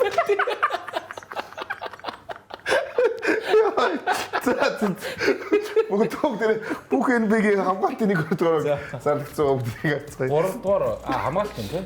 Тэг хамгаалтын. Сан дэлж байгаа бүгд нэ. Би бол Harrison Barnes биш. Юу харсан? Хэнийг Scotty Barnes. Scotty Barnes би бол лидер баг гэж. Барсгаа. Өөрөө ч баг Instagram дээр бичсэн байд. Хэнийг хасаад? Тэр байсан юм уу? За, Gobert, Wemby-ийг хасах хэцүү л дээ. Баг нь бүсээсээ хоёроор гарсан. Тэгснээ наа чинь хаалт хийсэн тоомоогоороо бүх хамгаалагчдад тэргүүлсэн ингээд. Баядуу, Gobert. Тийм. Осоор Томпсон бод жишээ нь Детройт хамгаалтаар хоёрт бичигдсэн багаас нэг хүн орно Осоор Томпсон. Энэ надад нэг маргаадах зүйлгүй л харагдчих. Scotty Barnes л өөрийгөө жоохон дүүлээд болсон Торонто Raptors-ийн хамгаалтч одоо 11-т бичигдсэн хамгаалттай л баг л та. За, Bam Тэгвэл тэр 11-т бичигдсэн хамгаалт юм бол тэгээд тэр хувийн статыг харах. Үгүй харин наад эхний 5-т орсон 5 ч дандаа хамгаалтаар эхний 6-7 барьж бичигдсэн багуудын 5 тагаа байхгүй шилдэгүүд нь. Харин тэгж ярил өөрөөс хувийн статистик зүйл. Хувийн статистик эндээ снапд болцсон 11-т хүмүүс байна уу ер нь? Яг хаа Amen Thompson жоохон яригдан л да. Яг улирал харахаар яг плей-офф даалга болсон болохоос шүү. Осоор нь тэгсэн чинь гэж хэлдэг шүү дээ. Нэг харуулж гэсэн гэж хэлдэг. Нэг гэрүүлийн 2 хүнийг оруулах. айдсан зэрэг тийм. Нэг гэрүүлийн 2 хүнийг тийм бас 4 байдаг гинэ тулгаа. Тэгэхээр ойлгоо. Wemby Scotty Barnes 6-д орсон юм л байв нь бол тий. Тийм ээ. 6-д яг дээр нь шүү. яг л хамраараа таслуулсан юм байна. Гэхдээ оноо хол шүү дээ. Гайгүй юм чинь 140. За 140 гайгүй байна тий. Ер нь ойрхон байсан юм байна. Нэг гэрүүлээ 2 хүн орохгүй гэдэг амар дүрм нэ тий. Гэрүүлээс нэг гэдэг. Энэ үдэг Монгол дүрм богоос тий. Энд нөгөө одоо арайч арайд энд мэднэ. Теннис бол бүр энэ жил амар унсан биш шүү. Аргагүй тий. Одоо яг юуг нь харъя. Яг нэг гэрүүл хүн орохгүй гэдгийг харж идэх. Хамгаалтын багтаж чадаагүй толгочны санаар болтын үр дүнг амарч байгаа. Яг эндээс харъя. Хэр ойрхон байсан бэ? Стефан яг яг 46 шүү дээ. Тийм шүү дээ. Яг хоёр юугаар таслуулсан шүү дээ. Хамгийн бага санал авсан чинь 50 байсан. Энэ нөгөө эмэгтэйчүүдийн ковод гэдэг шиг гэр бүлийн ковотоор аваад. Тэгээ каст 11 шүү дээ. Хамаараа бага авсан байна. Грин бас явж ирэн тий. Эвен Мобли Хавай бүр нэгдүгээр багт нэг санал авсан байна тий. Ваа, Мобли бүр ингэж ямар амсан байна. Грин бас байна шүү хөрх юм чаавс. Байна. Байлгүй бас байж тэр хөрх юм. 3 дугаар гэж зарлагдсан бол орхон юм шүү дээ. Хамгаалтын 3 дугаар гэж зарлагдсан бол тэгээ нөгөө гэр бүл мөлийн нөхдөд ч юм. Гэр бүлийн нөхдөд бүгд өгч эхэлнэ шүү дээ. Джейден Брауныг бол бүр тооцоос хасаа ийцсэн юм тий. Гэхдээ яг л байна л да. Ерөнхийдөө бол яг л байна. Нэг манхааргүй манаас ихний юм л дээ юм. Ингээд саяны чи 10 нэр байгаа. Лигийн номер 1 20 тоглолттой тоглогч юу? Ихний 20 дэн. Джейлен Браун өөрийгөө шигээд суулж байгаа шүү дээ. Сая 10 нэр байгаа шүү дээ. Ихний 20 дэнрээс нэг ч хүн байхгүй шүү дээ. Хамгаалт гэж юм мэдэхгүй шүү дээ. Чадах юм байгаагүй тэр чинь болоо өөр юм шүү гэхэд. Ихний 20 дуу. Тий. За одоо тусдаа юм байдаг юм. Тааш ч одоо юу яриа. Гоё юм байна чи. За NBA-гийн rookie тоглогчдын бэлдийн 1-2 дугаар баг зарлагдсан ба тэрийг бүгдээрээ сарцгаая. За эндээсээр харъя. Энэ яг байна уу? За энд бол ёстой Starcher. Ace Bailey, Cedric Cowell, Harper, Ace Bailey бол одоо өстой хохин л гээ да тий. Cord тий. Cord яард байж юм. Яг хоо Bailey удирдлыг төгсгöd арайс хэрэгж эхэлсэн л дээ. Удирдлын турш бол үнэхээр муу л байсан л да. нэгдүгээр авт бол тэр сүүлийн дөрөвтөө бол марахгүй. Тийм Cedric Cowell-ыг энэ 2 дугаарыг 6 онтой бол 1 дугаарыг 4 онтой болсон. 2 дугаарыг дандаа яг Cedric Cowell чиг орон гарan байсан хүмүүс байгаа сте. Тийм яг яг тэгэл тавт нь аль нь ч үгүй яг үгүй хийсэн юм шиг л тав байгаа. Тийм биш тий. Яг хэсэг нэр нь гарч ирээл тэгэл чимээг уулзгацсан гэдэг лээ. Reynold, Kings-ийн ганц Cowell-ыг оруулахгүй бол бас нөгөө жаа. Cord сайн байсан. Сайн. Яг одоо нэг дөрөвтэйгээ харьцуулбал Fierce team амар сайн байсан нүгээр харуулж хэцүү байхгүй. Тэр киноос илүү байсан уу гэдэг. За тэгээд 1-2 дугаар баг инженер хоёр сайн байсан тий. Сайн байдаг шүү. Одоо тэр Murray Boys ч хүртэл плей-офф ямар сайн тоглосон. Тийм шүү дээ тий. Үүний Торонто гинөө. Юу шүү. New Orleans-ийн 2 rookie шүү тий. Fierce дээр яг дээр Queen үз. Яг энэ асуултыг би асуув. Энэ зарлагцаас асуу. Инженер rookie-нэр юу яг хангалттай сайн байж чадсан уу? Яг энэ сэтгэлээ. хүлээлт давсан шүү. Давсан уу хүлээлтийг давсан уу гэдэг сэтгэлээ да. Давсан биз дээ. Хангалттай сайн байсан биз дээ. Энэ ихний багш 4 ирээдүйн суперстар шүү. Тий. 4 супер шүү. Үүргийн маш мундаг тоглогч байна. Тий. Юу байна? Сайн шидэгчүүд байна. VJ Harper, лидерүүч. Knoppel дөрүлээ супер од бол. Би Knoppel Harper үзсэн тий. Harper. Би Knoppel бол илүү зүгээр айгүй мундаг үүргийн тоглогч болох гэж бодож байгаа шүү. Амар лидер үл гэж бодохгүй байгаа шүү арай. Яг Knoppel бол амар сайн одоо. Clay Thompson. Clay Thompson. Clay Thompson дижи jackpot үстэй. Тийм шүү. Тий. Тэгэж бол дуусаа шүү дээ. А нөгөөд бол шууд багийн лидер болчихно л доо. Шидэгч бүхний хүсэх карьер үстэй Clay. Clay Thompson ч одоо бүх цаг үеийн баг топ 3 шидэгч нэг үстэй. Яг нөгөө тий. Ray Allen, Reggie хоёрын аль нэг нь шилдэг нөгөө 75 тоглогч болсон чинь яг нөгөөд бол багийнх нь чи 76 гатхан ч тэгээд 77 ч тэгээд тэгцүү байсан шүү дээ. Тэгэхээр бодохоор амар байгаа даа тий. За юу Wemby-гийн нөгөө дээр ярьсан ямар тоглогчийг хүлээмээр байна. Ямар тоглогчийг ер нь эсрэг багт хармаар гэсэн чинь бид нар яг энэ өмнөх дугаар дээр ярьжсэн. Янис гэдэг. Янисыг хармаар ягаад гэвэл Янислыг одоо энэ хүнийг нөгөө биеийн югаараа тий хөдөлгөөн тий биеийнхээ нөгөө хүчээрээ Wemby цоцох ганц хүн байна. Энэ бол Янис гэж ярьж ирсэн. Тийм болохоор одоо сүүлийн 2-3 жил энэ Янисын драма дуусахгүй байна. А тэгээ энээс болоод Wemby-гээс болоод Янисын одоо нөгөө үн цэн өсөж ин гэдэг тий. Ямар нэгэн багт одоо Wemby-гээс л хүн угсаа авч дуусна тийм үстэй. Тэнгүүд Янис ганц үлдчихэд энэ да. Өндөр биетэй. Одоо хоёрхан вариант байгаа. Грек Мангас гэдэг байгаа шүү дээ. Мангас эсрэг Мангас үстэй тий. Ер нь бол OKC авах боломжтой. 10,000 драфт ирэхтэй.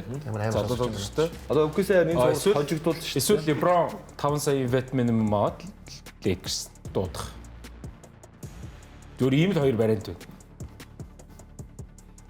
үүргийн тоглогч яг мундаг гэж яриад тэр бенч их мундаг гэж яриад байгаа ш. Тэгэхээр чи тэр ч авчих чинь ямар ч бенчгүй 1000 мундаг 5-д үнцэх гарны 5 байгаад яах вэ? Хин бэ? Ер нь Алекс уу? Гахоо зүгээр Леброн мөнгө вет минимум очоод зүгээр нэг Янсыг нэмчгэд бол бас үзээдэн шүү дээ. Одоо байгаад одоо бид сая өнгөц энэ юм сая хэллээ шүү дээ. Өгсийг энэ тэр deep roster ямар байна? Чи сая хэллээ шүү дээ. Сантоны ямар. Харин Янсыг авчираад тэгээд дахиад нэг тим баг өгсөн шүү дээ. Тим руки тоглож нуурс юу тоглож хэрэгтэй шүү дээ. Гэхдээ харин Остер Ривсийг сэлгэн суулгаж байгаа л үзэхэд бас амар сэлгэн шүү дээ. Одоо нэг юм ойлгочихсон шүү дээ. Остер Ривсийг сэлгэн суулгахгүй маань энэ үлээр тодорхой болсон шүү дээ. Тэгээд Янсыг авчирчих юм бол яг энэ жилийнх шиг тэгэл бажихсан нийлдэг шиг бусад олгч надад 1 сая 2 сая 3 саяын олгч байх болчих. Тэгээд тэд чинь зүгээр нөгөө хэлсэн шүү дээ. Ялт хэлсэн шүү дээ. Гэхдээ наа чи юм тоологч байна. Манай энэ бол баг юу юм шүү. Оюутгыг ажиж юм шүү гэдэг. Тэр шиг тэр чи сагсч юм байгаа байхгүй. Сайн доллар авдаг бороотой болчих. Энэ ингээ ойлгоход үзээс сууж байгаа хүмүүс байна шүү дээ. Би яацэг. Яг тийсэн шүү. Яг тийсэн. Нөгөө хоолоо маацхгүй гэсэн чинь. Гэхдээ чи хардаа баачи наа чи ингээд манад энэ Макс гэдэг ингээд энэ чи хардаа хитэн доллар авч энэ чин сагсч юм биш. Ойлгохыг ажиж шиг нөхөр өргөсөн. High level менежерийн цалингийн аваад. Тэр менежер аваад тэр чинь гоо маацж байгаа л да гоё тий. Сагс тоглоомоор штэ чигээ тэр шиг нөгөө тэгэхээр нөгөө deep roster амар чухал үстэй. Тэгээд Янси оронд 2-3 үүргийн тоглож авчирсан дээр юм уу? Янсыг авчирсан дээр юм уу? Бодлоо зүгээр харахаар. Тийм Янс зүгээр нэг сүүлийн 2 жил плей-оффт ингээ харагдахгүй мартагдах гээд байгаа болохоос яг тоглоулаас амар амтсан шүү дээ. Амар. Ойрын 3 жилдээ бол асуудалгүй амар төвшөндөө тоглоно шүү дээ. Бүгд өөрийг очих уу? Янсыг авах боломжтой багуудыг бид харчих уу? Тэр Warriors айгуу дээгүүр явж л байлээ те. Заарэ. За. За эхнийх нь Майами юм бэ. За Майами яа гинэ? Дэвион Мичел. Байсаа яах гинэ? Мичел. Ах Келл үү. За энэ зөвшөөрөхгүй мэн үү? Энэ зөвшөөрөхгүй. OKC энийг давна энэ саналыг. Амар юм өх юм биш үү? Байгаль үж чаавс нэрээ. За Хиро Мичел бол болмоор тэгээ 3 яг Келл үер чинь бол амар ирээдүйтэй яваа л да. Өндөр ирнэ бас их хөдөлгөөнтэй байгаа. Үергээд яхаа 3 ихний тойргийн сонголт хэлж байгаа юм. Хайрын л тий. Хайрын л юм зүгээр дээ. Гэхдээ яг Үгүй Янс дээр бол ямар ч асуудал. Их авахгүй энийг бол бас гол нь. Тэгээ Янсын өнцгөөс бол уг нийстэй үлдчихвэл зүгээр л дээ. Тийм шүү дээ. Одоо тэр Шинаа зүсгээд үү? Вемби Spurs Тандра 2-оос цухтаад одоо бүх одууд нь дорн руу яг нөгөө Леброноос цухдаг үү? Миннесотагийн ярьж илээ шүү дээ. За ганц нийс рүү нүүх юм байна. Хоёр баг орж ирэхээр Миннесота нүүх байна. Дараа юу гараад та медиа байгаа мó? Ганц Майами байгаа мó? Харин л бодоод өөр авах боломжтой баг байхгүй. За ялээ. Юу вэ? Энэ бол давар үстэй. Үгүй үстэй. Юу байгаа харъя. Мобли Мерл. Тэгээ хоёр их. 30 32 оны 1-р төвөөр Моблиг ол урдаа барьж байгаа. Уцаа аваад унгаад буцаагаал тавих юм байна. Энэ бол утсаа аваад заа яри гэх юм санаа тий. Үгүй гар уц руугаа унгачаад тавина. Сайн нөө харчаад инээсэн шиг. Тий. Энэ удаа санал байна. Энэ за энийг болчих. Тий. Ер нь энэ саналыг Та боловцсон та. энийг болчихлоо. Би боловчлаа энийг. За. За. Бас 3 баг бас 3 баг. Йоо, Джейлен Браун бүр Атланта руу явчихлаа шүү. Оо. Атланта руу чи тэг хичнээн уу яваад байгаа. Барыг хин яваад байгаа. Куминга, Киспер, 3 first round. Тэг Бостон руу чиж байгаа. Бакс гэж байгаа. Атлантаас Куминга Кеспер. Бостон, Янис, Тейтум хоёрыг хослоо. 3 first round л юм байна. Закари Бостонгийн 2 их жилийн энэ биш юм байна. Энэ бас энэ нэг тийм амар болохгүй байна. Наад чи Антони Дэвисийн юунаас мэ явж штэ. Тэгэд Браун алдаа дахиад хэнийг аваад нээгчтэй тий. Гээгүй зүгээр шүү дээ. Бостонгийн хувьд бол зүгээр. Бостон Янс очичвол Тейтум Янс өрөө. Тейтум үндсэн 3 номер дээр тоглуулаас эвгүй шүү. Янсыг авч байгаа баг бол юу л да. Автоматар сайжруулдаг гэж үү? Тий, ялагч нь л да. Автоматар сайжруулж шүү дээ. Ямар ч баг юм. OKC-гийн юу вэ нөө? Юу яриа тань та чи өөрөөсөө Браун алдаад Янсыг аваад сайжрах сайжин гэхдээ Браун байж байгаа ч гоё юм. Брауны чинь Жамал Моригоор залахгүй хүлээж байгаа байж. За. Миннесота яа гинэ. зэд судлаа юм уу? Компер. Дэнис Дивинченцо юм уу? нэг драфт. Энийг одоо яах гэж Миннесота хийх үү? Миннесота юу? Миннесота давуу тал нь юу вэ? Ер нь бол салж нь Эдвардс ч өөрөө юу аасан шүү дээ. Зөв дахиад нэг хүн эрэхтэй байна гэд нэхэд эхэлсэн. Ер нь бол Рандл биш гэдгийг өөрөө ч ойлгож байгаа. Миннесота авчин Милокид Гэхдээ Рандлаа явуулах хэрэгтэй байхгүй. Локи одоо тэгэл McDaniels-ийг лидер болгоод Гоберийг цааш нь даман жүүн түргээл. Биш би бол Рандлыг явуулмаар байгаа. Биш Рандлыг явуулмаар байхгүй. Харин энэ солилцоонд Рандл орох хэрэгтэй байхгүй. Үгүй тэгэхээр чин авахгүй шүү дээ. Тий, Рандл хийж авахгүй шүү дээ. Өндөр царай. McDaniels-үү Randle-үүд McDaniels-ыг авна шүү. Цаашаа дамнаад өнөрсөн чинь. Milwaukee одоо дууга захиална. Тэгмүүд Рандл Мандл хийж Тийм ээ авахгүй. тухайд идэсгэл. Тий. За дараагийн нарыг. Энэ зохиолн доо юм. Энэ явахгүй байна. Portland, Jeremy Grant. За яах юм бэ? Энэ цаас явахгүй. За энийг бол синдэгч юм байна ер нь. Янис өөрөө синдэхгүй. Тий, синдэгч. Болио гэдэг. Тийм яас өөрөө л Янис өөр Эзэн бааж ах шиг. Тэгээд OKC, Minnesota, Denver-тэй нэг division. Энд очиж 4-4 тоглоно. өөрөө болчих юм. Тий. Тэгээ наа Portland ч бас олигтой ресторанч байхгүй. Никс. За бас Никс байгаа мó. Никс байна. Вау. Next гэхдээ авраг авал яах вэ? Үгүй харин авраг авахгүй бол бүр авах юм шүү. Авахгүй даа. Авахгүй л авах гэж таарна шүү. Авал яах вэ гэж асууж байгаа чинь авахгүй л гэж. Авраг авсан ч зүгээр Янсыг солио үсвэлэх л. Харин тий. Яг гэхдээ сонирн байгаа л авраг авсан байгаа. Задлаад. Гэтэ та надад Тийм бас нэг энэ биг дүүж бас тиймэрхүү. гэтэ та надад 5 сар Анунобит бас их юм өхнө шүү дээ. Их Их Анунобит их юм өхнө шүү. Коби ганцаараа Шакгүйгээр анх удаа авраг авангуудаа Ариза гэж тоглож байгаа явуулахыг зөвшөөрсөн юм шүү дээ. Тий. Артистик аваас хажираа дараа. Тэр мэдрэл муутай нөхрийг аваад тэр манай багтаа аваад. Гэтэ Янсаас гадна артистик авч байгаа шүү тий. Тий, энэ бол яг. Гэтэ яг энэ ч нэг Янс өөрөө нэгс очиж хүсч магадгүй Нью-Йоркт бас. Тий. Өө тэр тийм бол аюултай. Хөгжил дэвш юмчдын хараад бас хатаахаас сууж иж болно шүү дээ. Ямар гоё юм бэ гэдэг. Next очно гिचх юм бол Next-ийнх нь нөгөө амь тавих шаардлагагүй болчихно. Нөгөө Bluff ч өөрөө Next юм чинь ингээд айгу баг үнээр авцаавчмаа. Ингээд болоо. Өөр баг байхгүй юу? Өөр баг маг байхгүй. Яг OKC бол автоматар байгаа шүү дээ. OKC бол зүгээр энэ суул энэ жилийн Warriors байсан байхгүй болчихно. Яринаас. OKC бол зүгээр ингэ шүү дээ. Танд бол сая Portland-оос илүү их юм байхгүй баг шүү. OKC юу шүү дээ. За баярлалаа. Hartenstein, AJ Mitchell, Casey Wallace 5 драфт ирэх. Зүгээр бүнцэн юугаач яахгүй. 5 дараа. Энэ одоо J-Dub ойлгомжтой тест. Уу яг бүр байлгыг гэж бодъё зөө. Hartenstein, Casey Wallace, AJ Mitchell тэгэл 5 драфт ирэх. 6 ч гэж үү те. Тийм. 7 өгч. Салхинд үүсэх юм уу? За гүйцэхгүй бол арай наа чин юу Home Green J-Dub-ийн нэг нь орж иж солилцоо бүтээсэн. тийм юм байна. Солилцоо бол бат шүү. За J-Dub J-Dub Hartenstein-тай өгөл 5 драфт ирэх гэдэл нам юм шүү. нам штэ. Milwaukee бол шууд өөдөөс нь хариу иччих гэлээ штэ. Тэгвэл тэгээд энэ West байгаа бүх хүмүүс бүс багууд бүр бүгд болчихсон дээр те. Тийм учраас шүү дээ. Тийм учраас San Antonio OKC-г ялахад бүгдээрээ OKC-г ингээд гоё шоолно, тэмдэглэн заяа. Гэтэ тэр нэг 10 минут фан байх байхгүй. Үнэн шүү дээ. Үнэн. Энэ Warriors Durant-ыг авчирсан шиг тийм болох гэдэг шүү 10 дээ. минут фан юм тэр. Warriors Тэгээд бүх юм тожигдол инээдтэй байха болно. Гэхдээ яг инхээр нөгөө одоо нөгөө чи ч одоо нөгөө танаа баг ингээд одоо яах хэрэгтэй гэсэн одоо буцаа дахиад дундаж баг болох юм шүү дээ. Тэгэл одоо Jokic Wemby нийлж ижил үзэхгүй бол. Одоо ер нь дундаж баг болох юм шүү дээ дандаа. Гэхдээ 2 дугаар төвчний л баг болчих. 2 дугаар төвчний баг л болох юм. За бэлгэдийн 1 2 3 дугаарыг зарлагдсан ба бүгд нэг манай уг бол авраг авах цонх хаагдсан шүү дээ. Дууссан болсон. Болоо бол нэг аавна гэж. Болно. За 1 дугаар багт нэрлэгдсэн тоглогчдыг харцгаая.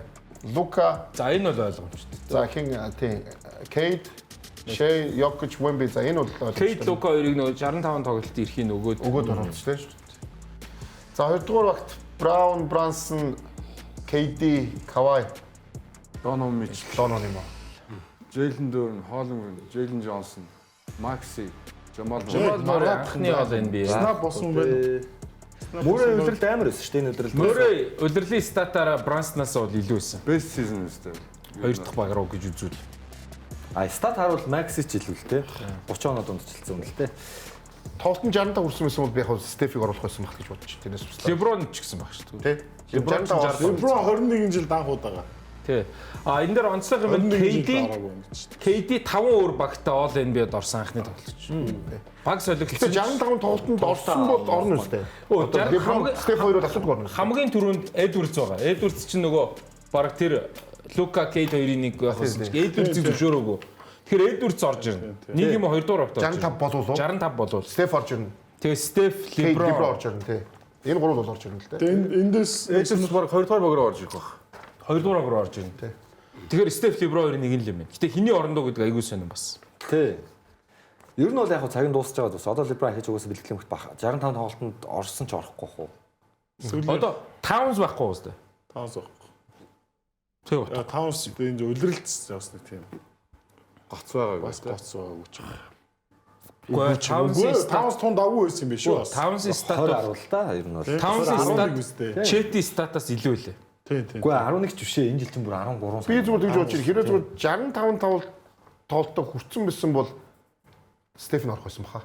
Стефен яг байх тоглолтуудыг харсан бол Стефен Хиний орно зөвхөн дээр Спорстой тоглосон 2 дарсан тоглолт гэхэд 240 доноо Гэхдээ Макси Жамал хоёрын оронд орохгүй болно байж болно. Бэлэгдлийн баг яруул энэ чинь нэг багийн имжлэлтийг харж болдоо шүү дээ. тий. Тэгэхээр бас Стеф Макси Жамал хоёрын оронд орохгүй. Тэгэнгүүт бол уус орох. Хэцүү юм байна. Тэгвэл багийн амжилтыг Леброн орсон. Эндээс хамгийн сонирхолтой мэдээлэл юу гэж Жейлен Дүрэн 3 дугаар нэрлэгдснээрээ Зүр Макс гэрээ Супер Макс гэрээ 287. 5 жилийн 287 гэж. Бүр цайд нь өс. 287. Хэрвээ баг өөр баг авах юм бол 177. Pistons-тэй тим гэрээ байна. Гэхдээ саяны плей-офф 10-аар дунджилсан Жейлен Дөөрөнд 5 жилийн 287 шүү дээ. Дөрмийнхаа дагуу боломжоо жилдээ 60 сая маяг авсан. 10 ерөөсөө жилийн 50 сая. Эргэлцэж байгаа ойлгомжтой. Өгөхцөө өгөхгүй багцөө юм өгчөө. Манай энэ хоёр ч юм бол нэг 20 сая 15 сая өгөх гэдэг юм шиг. 287 дээр ч янз бүрийн юу байгаа л да шууд гарантид болно шүү дээ. Дахиад бохот болцсноо гэдэг юм уу. Тэгэхгүй бол нөгөө юугаа хасаж байгаа. Тэгтэл 287 шүү дээ. Амар Жейлен Дөөрөн Баталгаатай нэг гэсэн үг юм. Баталгаатай одоо мэдгүй тэр Баталгаатай 287-оос ч юм гарантид нэг 200 юм байна. Одоо цаал 50 саяны баталгаатай шахуул та. Тэр 200 баталгаатай байхгүй юу? 287-оос үлдсэн 87-го нөгөө All NBA-д нэрлэгдэж авахгүй юу? Шатлалтай. Тэгж л авах. За тэгээд бид нар ярих юм ихтэй гоё 7 хоног байлаа. Тэгээд бүсийн финалуудыг маш өрсөлдөөнтэй явагдаж. Нэг нь ч өрсөлдөөнгүй байгаа. Нэг нь өрсөлдөөнтэй явагдаж байна. Тэгээд Эвертон гэхэд бол ерөөхдөө юм бас тодорхойлцсон байх бах тий. Тэр одоо гарсан ч хэрэгтлэн дууссан. Дууссан байх. Дууссан бид нар финал авлаа. Финалаар хүлээгээд байж байгаа нэ тий. Ер нь бол одоо 3 баг л байгаа. Тэгээд эх 7 хоног гэхэд 2 баг л байх. Тэгээ 6 сарын 3-нд угаасаа финал эхэлнэ. Тэгээ 6 сарын 1 байна шүү дээ эх 7-ны дугаар чинь. Тэгэхээр 6 сарын 1-ний дугаар. Яг л энийг яриа сууж байгаа. Багууд нэг 2 хоног нэг хоног амраал байж их юм шүү дээ тий. 3-5. Тийм ээ тий. Дууссан юм. Салон тоглолт гарууллаа. Салон тоглолт гаруул финал OKC Spurs чинь бүтэн сэн тоглолт. Биш. NBA-гийн финал. 3-нд эхлээд 7 тоглолт гаруул 22-нд дуусгав. 7 тоглолт гаруул үзлээ. Тэгэхээр ер нь их тоглолтгүй 2 дугаар явах гэдэг үү юу? Яа бид бол ярих юм их ба драфта ярина. Энэ жил болсон юмнуудаа базаад сүүлийн 2 дугаараа нэг миний ах их бэлтээч. Тэгээ би дандаа бэлдээд байгаа шүү дээ. За. Эсвэл NBA тогтоо хамтаа гараа. NBA тогтоо өгч хамтаа гараа. Асуудал бэл. Баяр юм уу? Тэрийг энэ амжихгүй байгаа. Энэ нөгөө цаг маань айгүй их ярихтай. Биш ээ. Айгүй их ярих юмтай болохоор. За see guys. Болоод байна. Баяртай. За.